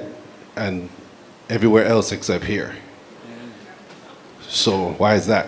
And all of the West Coast bands and Hawaiian reggae and all of that stuff, they only listen to those old school artists, funny enough. So to say to remedy, the only thing I can think of is quality control, better music, and the message. But Copeland, you must understand. Okay, let's look at UB40. 90% of their catalog is Jamaican songs that they cover. Versions of Here I Am Baby was an Al Green song covered by Al Brown. Red Red Wine was a song sung by a Jamaican artist. So if a band like UB40 can tour America and play 5,000 to 10,000 people a night at $300 a ticket, singing Jamaican songs, where's the problem? You see the problem we have? We are not promoting our own music. We are promoting a genre that we don't understand with yourself. Supa is a DJ. I went with one of my friends to a dance hall. I had to come out. I don't know what, I couldn't stay in there. I know me that play, man. No. I never say you are playing a stage. But I just saying, just like you said, Twitch play the record and you say you're not going to play it. Right. So your integrity tell you, say, no, sir. It means a lot to me, man. No, go play. I'm not compromising. Right. You know what I'm saying? Same thing I tell you, Russ. Don't compromise. Don't compromise your thing, Virgin. Don't compromise. Bob Marley never compromised. True that. He never compromised, and still till today, Bob Marley be 80 years old. And I'm telling you, the whole dancehall industry, in terms of royalties, do not make as much money as Bob Marley catalog. Father Ian, if I could say, I think the answer is that they got a tour there. The artists have to go. That's what the difference is. There's business obstacles to getting them to go, right? Which you just talked about, which exists. But the answer is that that's what's going to do it. And I would cite just this last year, we did some work with Romain Virgo, who, before his album came out, self-funded touring through Europe, took lower money, did 2 European tours, and then did, first time since I've been at VP, a back-end deal with VP to do an East Coast tour, 4 shows in the US. Promoters didn't think he could sell the ticket. We couldn't get another promoter to take the show on a standard basis, up front, whatever his fee was. But they took a back-end deal, and they got the shows, and the shows made money. So the point is, it can work, but it's the business aspect that people have to understand.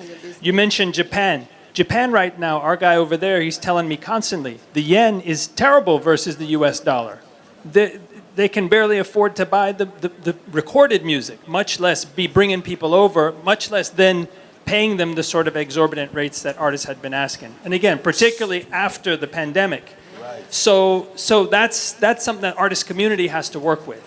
You know, there's certain shows or markets, maybe they tour the Caribbean, they have set promoter, they can do 1 show, 2 shows, New York and out. That's it. But you don't grow your touring business. And there's other artists to mention. The other one is Itana, who has done that.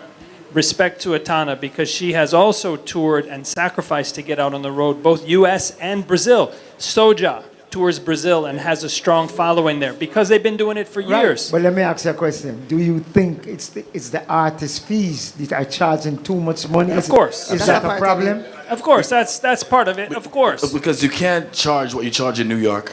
Of course. We know that. In Milwaukee. We know that. But, Come on. But just to answer the question. It doesn't make any sense. But to answer the question, it's because we're not going there. In the same way, the demand level for Buju, him coming back after X number of years, was because he's in the market. You can see him locally, right? So I think that's where it's at. And hopefully there'll be people who want to organize themselves to tour. If it's 10 dancehall artists, they could sell. They'll sell if they get over there. UK otherwise. And if you look at it, some of the streaming markets, because you were talking about that, Ian, dancehall is streaming in Japan. Dancehall is streaming in England and in Canada.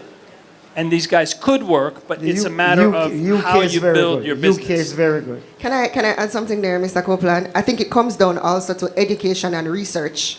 Because automatically after that, when you say dancehall or reggae, you don't think Brazil. But then it might be a big market or a sustainable market. But because persons are not doing their education and research, they're not knowing that, okay, this might be a thing. That's the first thing. And the second thing, especially with Jamaican people, they tend to lean towards popularity and hype. Because you're popular doesn't mean you're good. Right. And vice versa.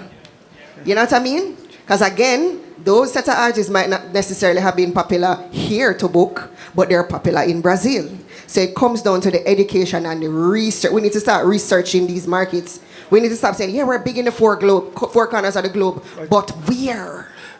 Tifa, one of the things that really stuck out to me, what Mr. Copeland said, is the discipline that we lack in our genre. The lack. So we've seen it all the time, how artists and their entourages and how they act and how they behave, and them go certain places one time and them never go back because nobody don't want to work with them. Exactly. Nobody, you know what I'm saying? So that's you know, of course, the egos. But Twitch, that comes along with it. Hold on. We want to get a few more questions. We want to get a few more questions in. Please. All right. Please. So keep your questions short, please, and then the panelists can. Shut up, I'm enough to say no. May I tell you? Good evening, ladies and gentlemen. Distinguished panelists, Sir G. Cole. Gentrification. You know, because I really want to go back to the core of the presentation, the gentrification of the music. When we talk about gentrification, we're talking about, imagine a geographical space run down, and some people with money come in and them just buy up the thing and transform it. Gentrification speaks to a transformation, right? We have been making music in Jamaica for the past 73 years, thereabouts, right? And one of the things that's lacking in Jamaica, with Jamaica and its approach to the music business, is that we say it's an industry, but the fundamentals that, you know, would underline an industry, we don't have it. Nobody in Jamaica really puts big money. No big money in Jamaica where is behind the music. And so the music is developing outside of Jamaica. Is that a bad thing? You know, and that's a question that I'm trying to I'm listening for the answer, because we don't have that superstructure in Jamaica to develop the music. Most of the big names in the music in terms of the promotion and the marketing are outside of Jamaica, but the music originated in Jamaica.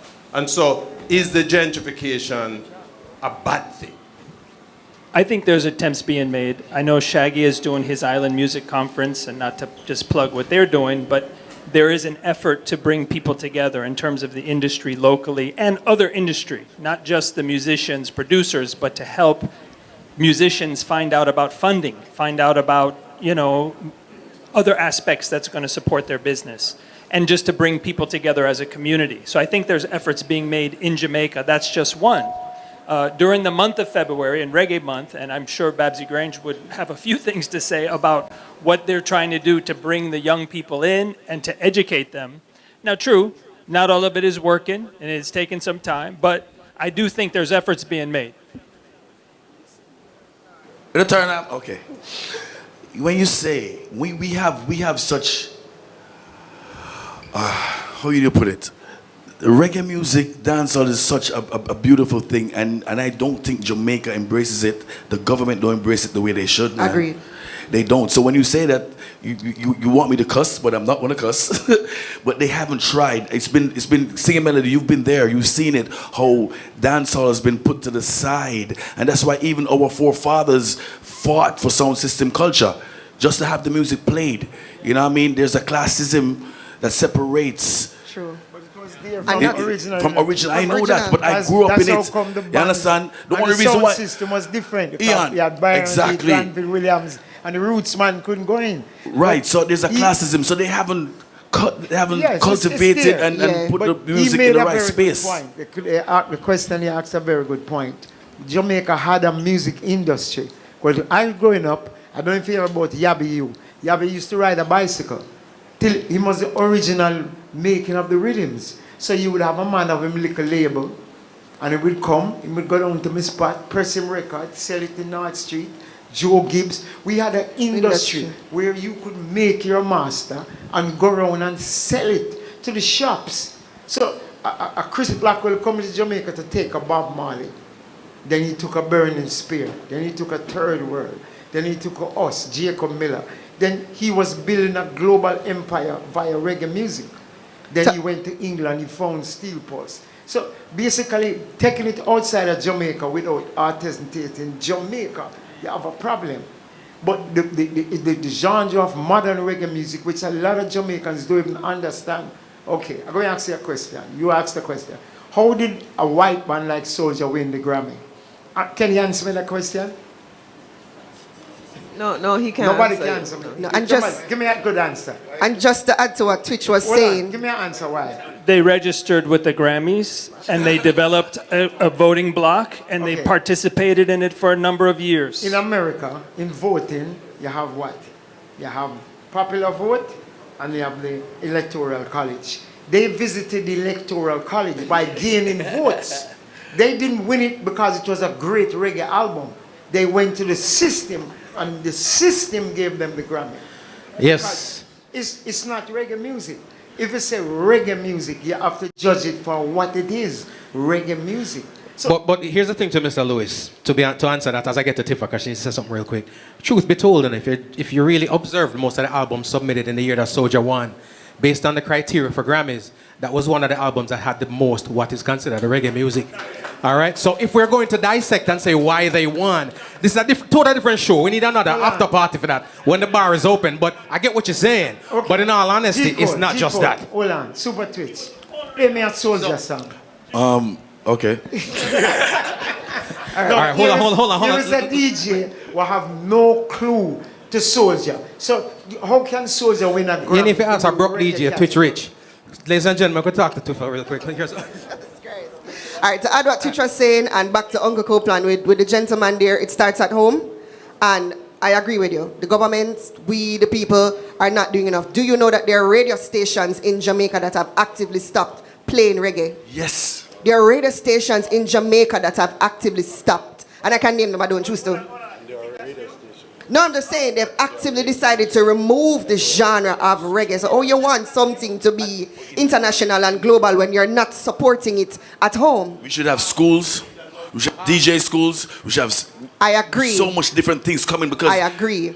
So many youths I know, so many geniuses I know who are in studios who cannot read music, but they will play a guitar. I agree. Because, you know what I'm saying?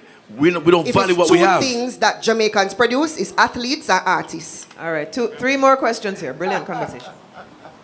How are you doing? My name is Andrew Lindo. I have a comment and a question. The comment is this. We are the original. That's number one. The carbon copy can never do what the original can do. The carbon copy maintains a DNA of the original, but it's not the original. When you don't take care of what you own, somebody else take it and make it their own. So we have an obligation and a responsibility to take care of this music the best way we can. You understand? The bottom line is we need literacy. Literacy. Now, you can't force feed people, you know. But there are some people who's gonna gravitate because of circumstances they've been through previously. After you reach 30 years old and say backside, me have 3 picnic, I'm in a Hannah royalties. You know, I forgot get literally, you have to get into the trenches and say, all right, I have to figure out this, I have to start out this, you understand? But we need to promote more literacy, you understand? And not everybody accept education. Some people just lag-headed. I just saw life go. But I'm going to tell you, there's a few in the bunch, you find them, work with them, and make them grow to be something. I love it. All right. Got one over here, Khalib. Yep. Oops, sorry. Good evening, everyone.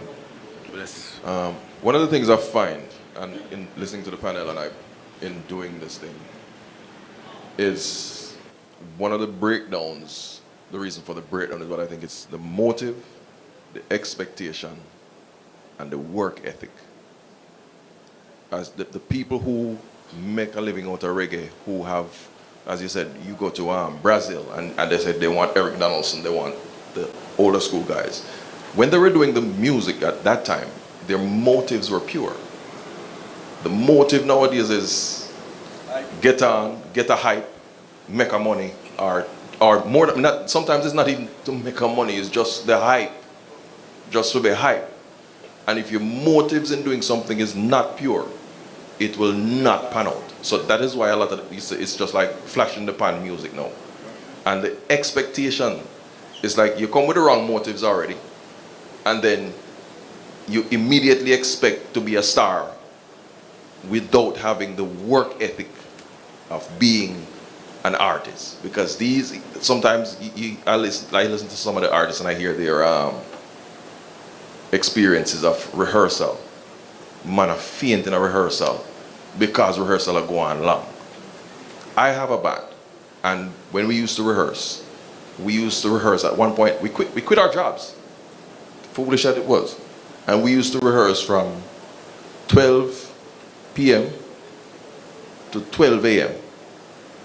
And then when we started touring, a lot of people come and say, oh, yeah, would I like go on the band? And I remember this guy, and I said, yeah, but we rehearse from 12 p.m. to 12 a.m. He said, yeah, man. I'm going to say, 12 p.m. to 12 a.m. 6 days a week. He said, yeah, man. I'm going to say, 12 p.m. to 12 a.m. Yeah, man. It was that time I realized, no, I can't do that. But it took work, and nobody is willing to put in the work to get to where the music should be. Absolutely. The work ethic, the lack of work ethic in our genre is crazy, especially nowadays. And as you mentioned about rehearsal, there was a clip I saw on, I don't know if it was YouTube or Instagram, where Rough Cut Jummy, he got so mad at the artist because the artist never go rehearsal, and he was cussing the band. He was cussing the band. Yo, you know, play my rhythm right. Bro, you did not do rehearsal. Yo, we par with Stephen and Junior Gang all the time. Them Monday rehearse every single day, and them tour 8 months of the year, but them still rehearse every day. Why? Because J-Vibe, you can talk about that. You know, 8 hours a day. So as you said, the work ethic is lacking in our business. Work ethic, discipline, and just common sense more time. Jana. Good evening, and by the way, congratulations to the panel and to G. Cole. I think this is very, very well put together, and hopefully you'll do this again. One of the things I've noticed over the years is that Jamaicans seem to think that they have a monopoly on reggae music. Now, yeah, that used to be. And if you listen to all what I've heard today, it's nothing but people that have content, that have good lyrics, song well structured. That's what you hear. Production is way, way up there. When I listen to the music now, I don't see that, number one. Number two, if a non-Jamaican happens to win a Grammy, they are upset. And I said to a friend of mine in Jamaica who was very upset one time, I said, by the way, have you heard the album that won? No. Are you going to listen to it? No, I don't care. A Jamaican don't win it.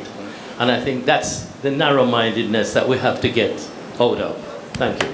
Absolutely. Amen. Absolutely. So let me be the first to say that I'm not Jamaican. You're from Supa Sound. I'm American, but I grew up in Jamaica. I went to school in Jamaica. I mean, one of the baddest Jamaican selector them over the years. So as you said, when I see so-called outsider wins the Grammy, I have no problem with it, because guess what? Music is music. And if we do what we're supposed to do, that would have never happened. Yeah, but so, I don't have no problem with Tyler, you know. But I think how the Grammy judges the reggae album is not right. So let me ask you this, Uncle. Yes. If Talbert wins the Grammy over Bob Marley and everybody else, Okay. Okay. Anybody vex? But take Talbert now. Bermudian, is from one Bermuda. of the few modern reggae artists that can go into a Jamaican crowd and rock them, you know. He's one of the few drink smoke when the herbs come around. Him have the tune them that they could rock too. But Soldier, I record Soldier. Them record at my studio. I see them. It's a patchwork. It's a patchwork. Me not bring them down. Not fight no man. It's a patchwork. It don't right because. Me now come back at your studio. No, me not feel away. It's not Sly and Robbie. It's not Sly and Robbie. It's not Studio One. Remember, you know, when you borrow a man thing, you know, borrow it good. That is true. That is true. Don't half it. And I don't think anybody will argue with you, trust me, in terms of the integrity of the music. Nobody will argue with you. But again, I think because we know that it's not... Listen, political campaigns are popularity contests, right? At the end of the day, if I put out the greatest record tomorrow, and Buju put out the worst record tomorrow, he's going to get over me. Why? 1 million followers versus 15 grand, right? It's just numbers. It's metrics. Don't take it personal. Miss Pat has a comment. Yes, I want to congratulate all the panelists and G. Cole. I just want to say one thing. People imitate our Jamaican reggae music for one thing. We are the best. People don't imitate bad things. They Absolutely. We are the best. That's all like a dope plate. Pat, you are the best. You are the best. And last question goes to Singing Melody.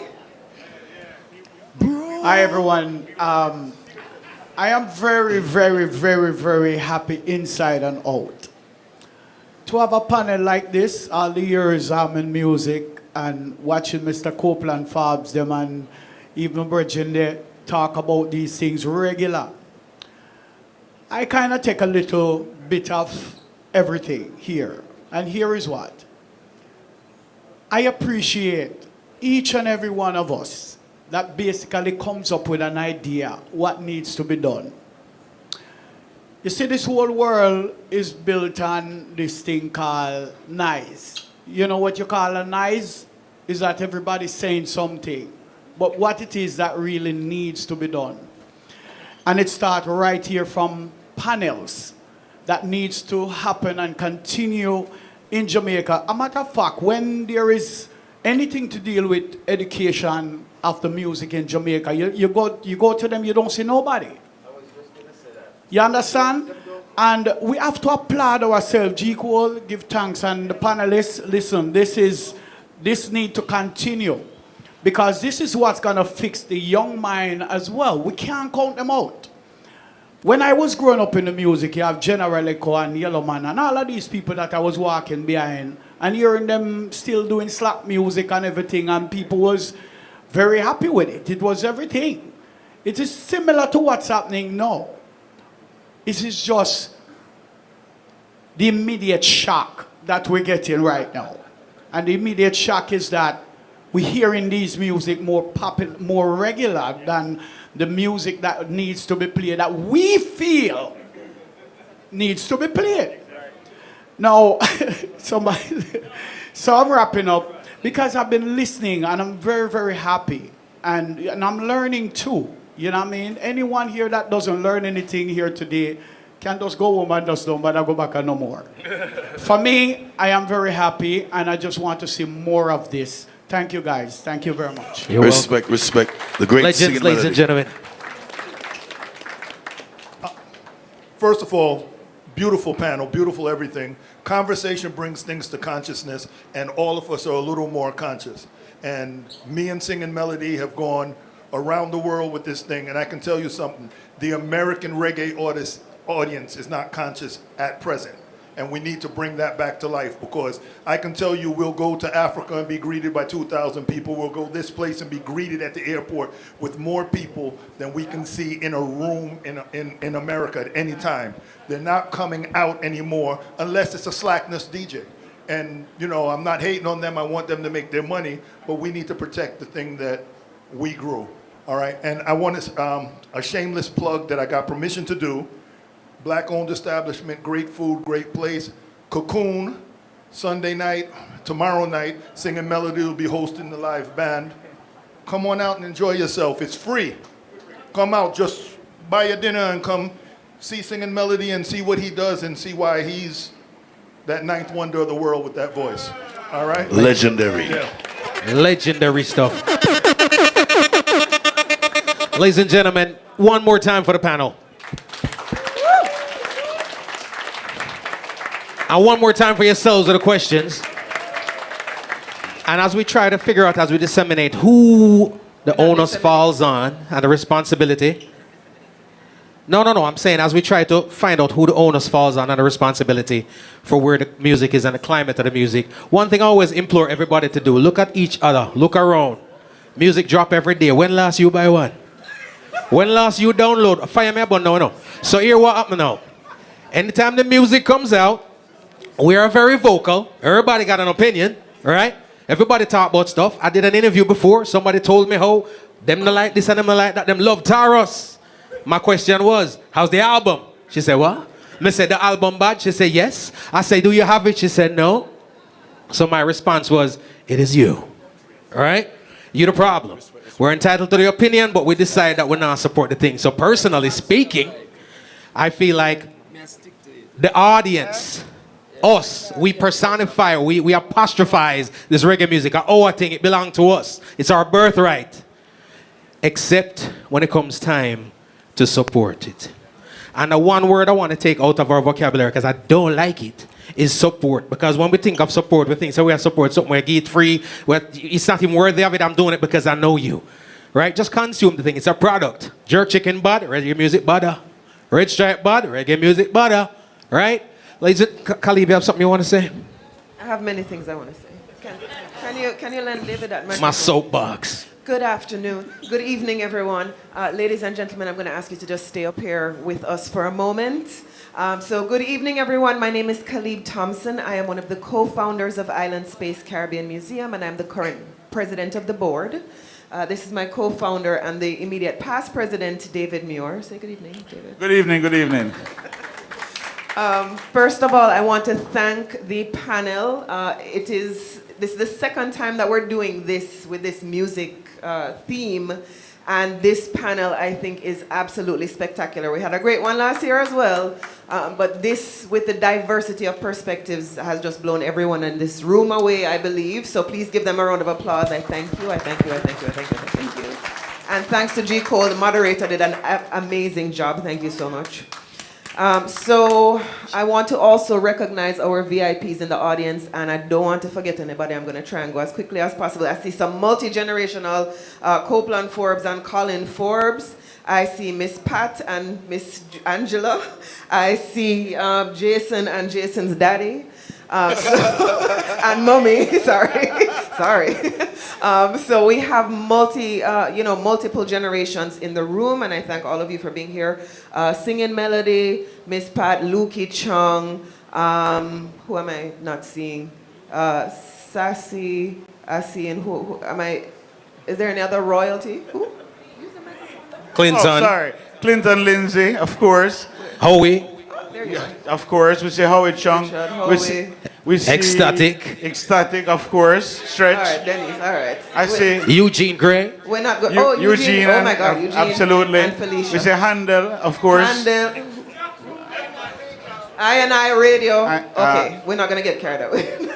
Fantels for sure, without any question. Jayut. No, when I see him, when there. And I want to, of course, acknowledge our sponsors. So we're hearing about support and all this kind of stuff. Without sponsors, without donors, we do not have a museum because we are a non-profit. A lot of how we are able to sustain and do these kinds of events. Some of you paid $15, a lot of you came in because you're media or claimed that you were media. So a lot of how we're able to sustain this, this museum and put on events like Reggae Genealogy and this panel is because of our sponsors. So we are going to thank them again, including Broward Mall, One second. Plantation. I see that somebody's looking to give some funds right so here. what you could do, Yes. what you could do is ask them to pay to leave. That's how you will get the largest fee. Just collect to leave. You can't leave until you pay. Yeah. We'll work out that. New style. Inner Circle and Big Sounds is also a sponsor of ours, so thank you to them. Right, yes. FPL, and I'm going to invite Mr. Baldwin English representing FPL to come and say a word as well.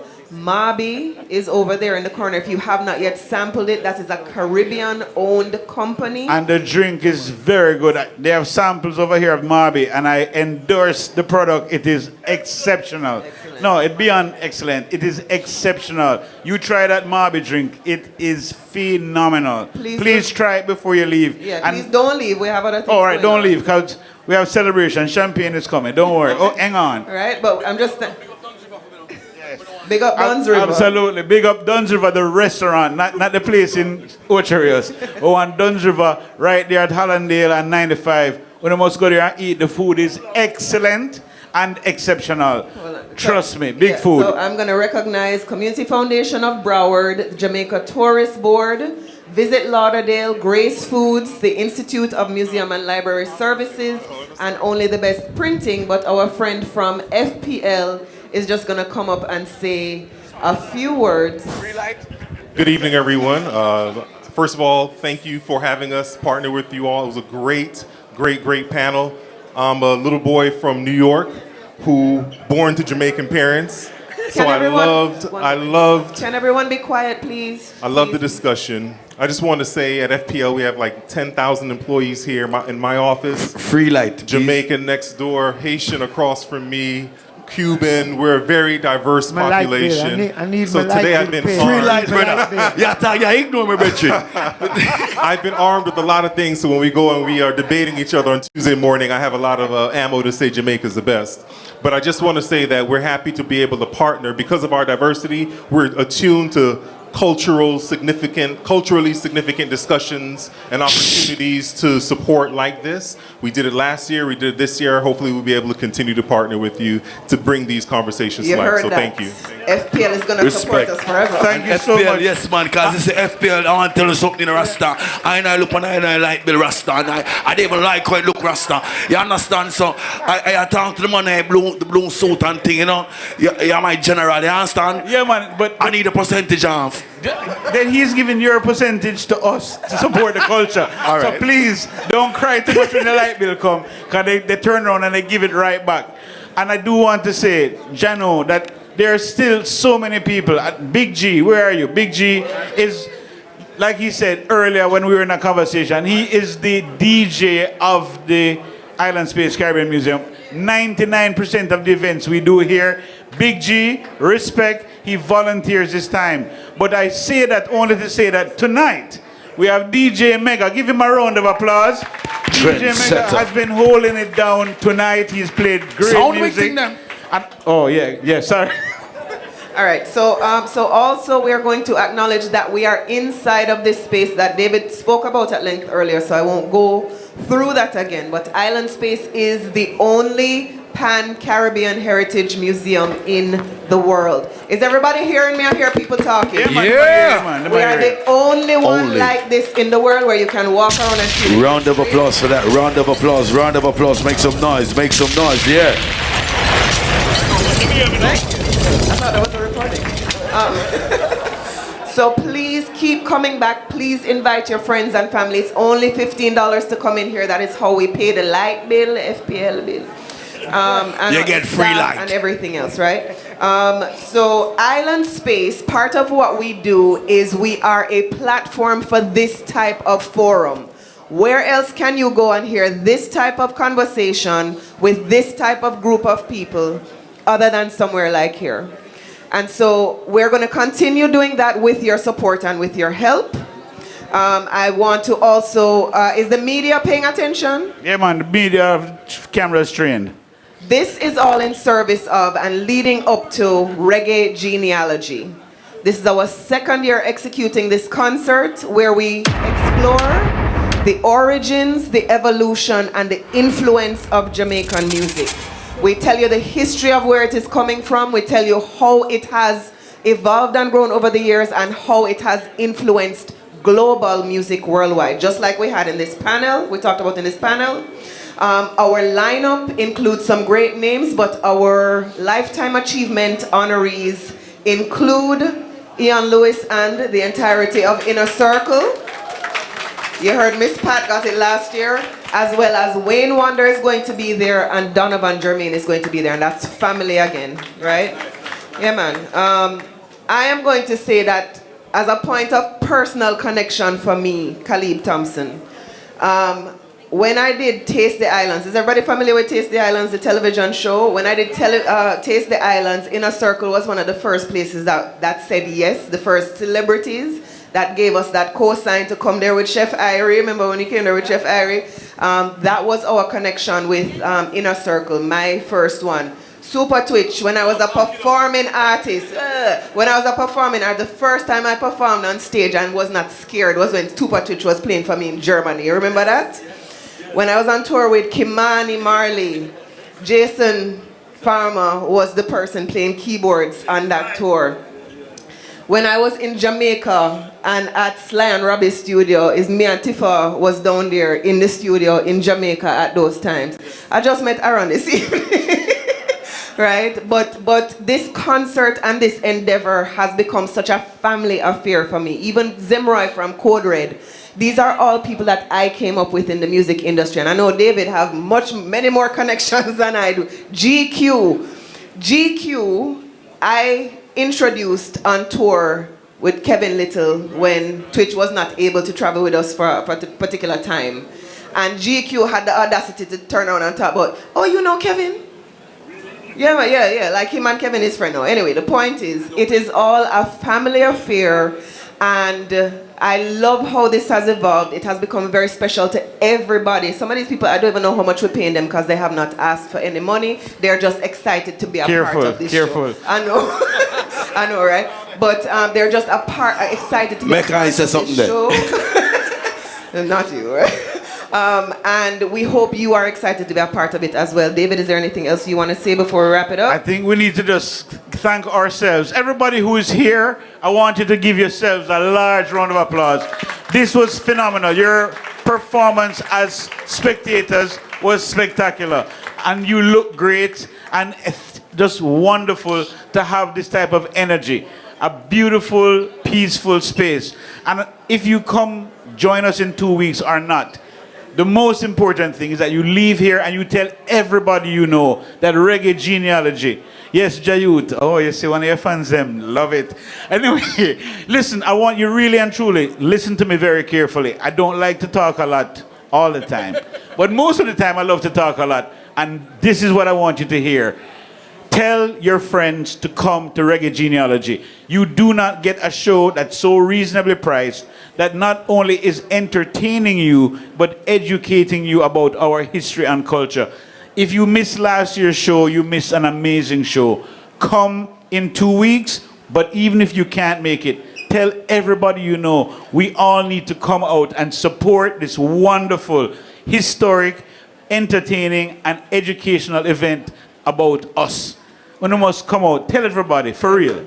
And two last things. There is food. This is a party, so there's food and there is drink. So please hang out. Please talk to who you want to talk to. And I would be remiss as the president if I did not do this. You all know if you come here regularly that we pass the bucket and we do our cultural tithe at Island Space. So we have our ushers over here with the basket. I'm going to ask you to dig deep into your pockets. $1, $5, $10. No, I want the $50 and the 100. David can take the $1, $5, $10, and the 50, whatever you have. Please. But we'll take any gift. In the name of the culture. Thank you. Thank you so much. Don't move yet, let them pass the bucket properly first. And we want one picture with the entire panel, if you don't mind. one image. Christian, come collect the image. Mega, don't go too fast. I want one picture with this. One picture with the panel. Tired of taking the blame. Might as well live.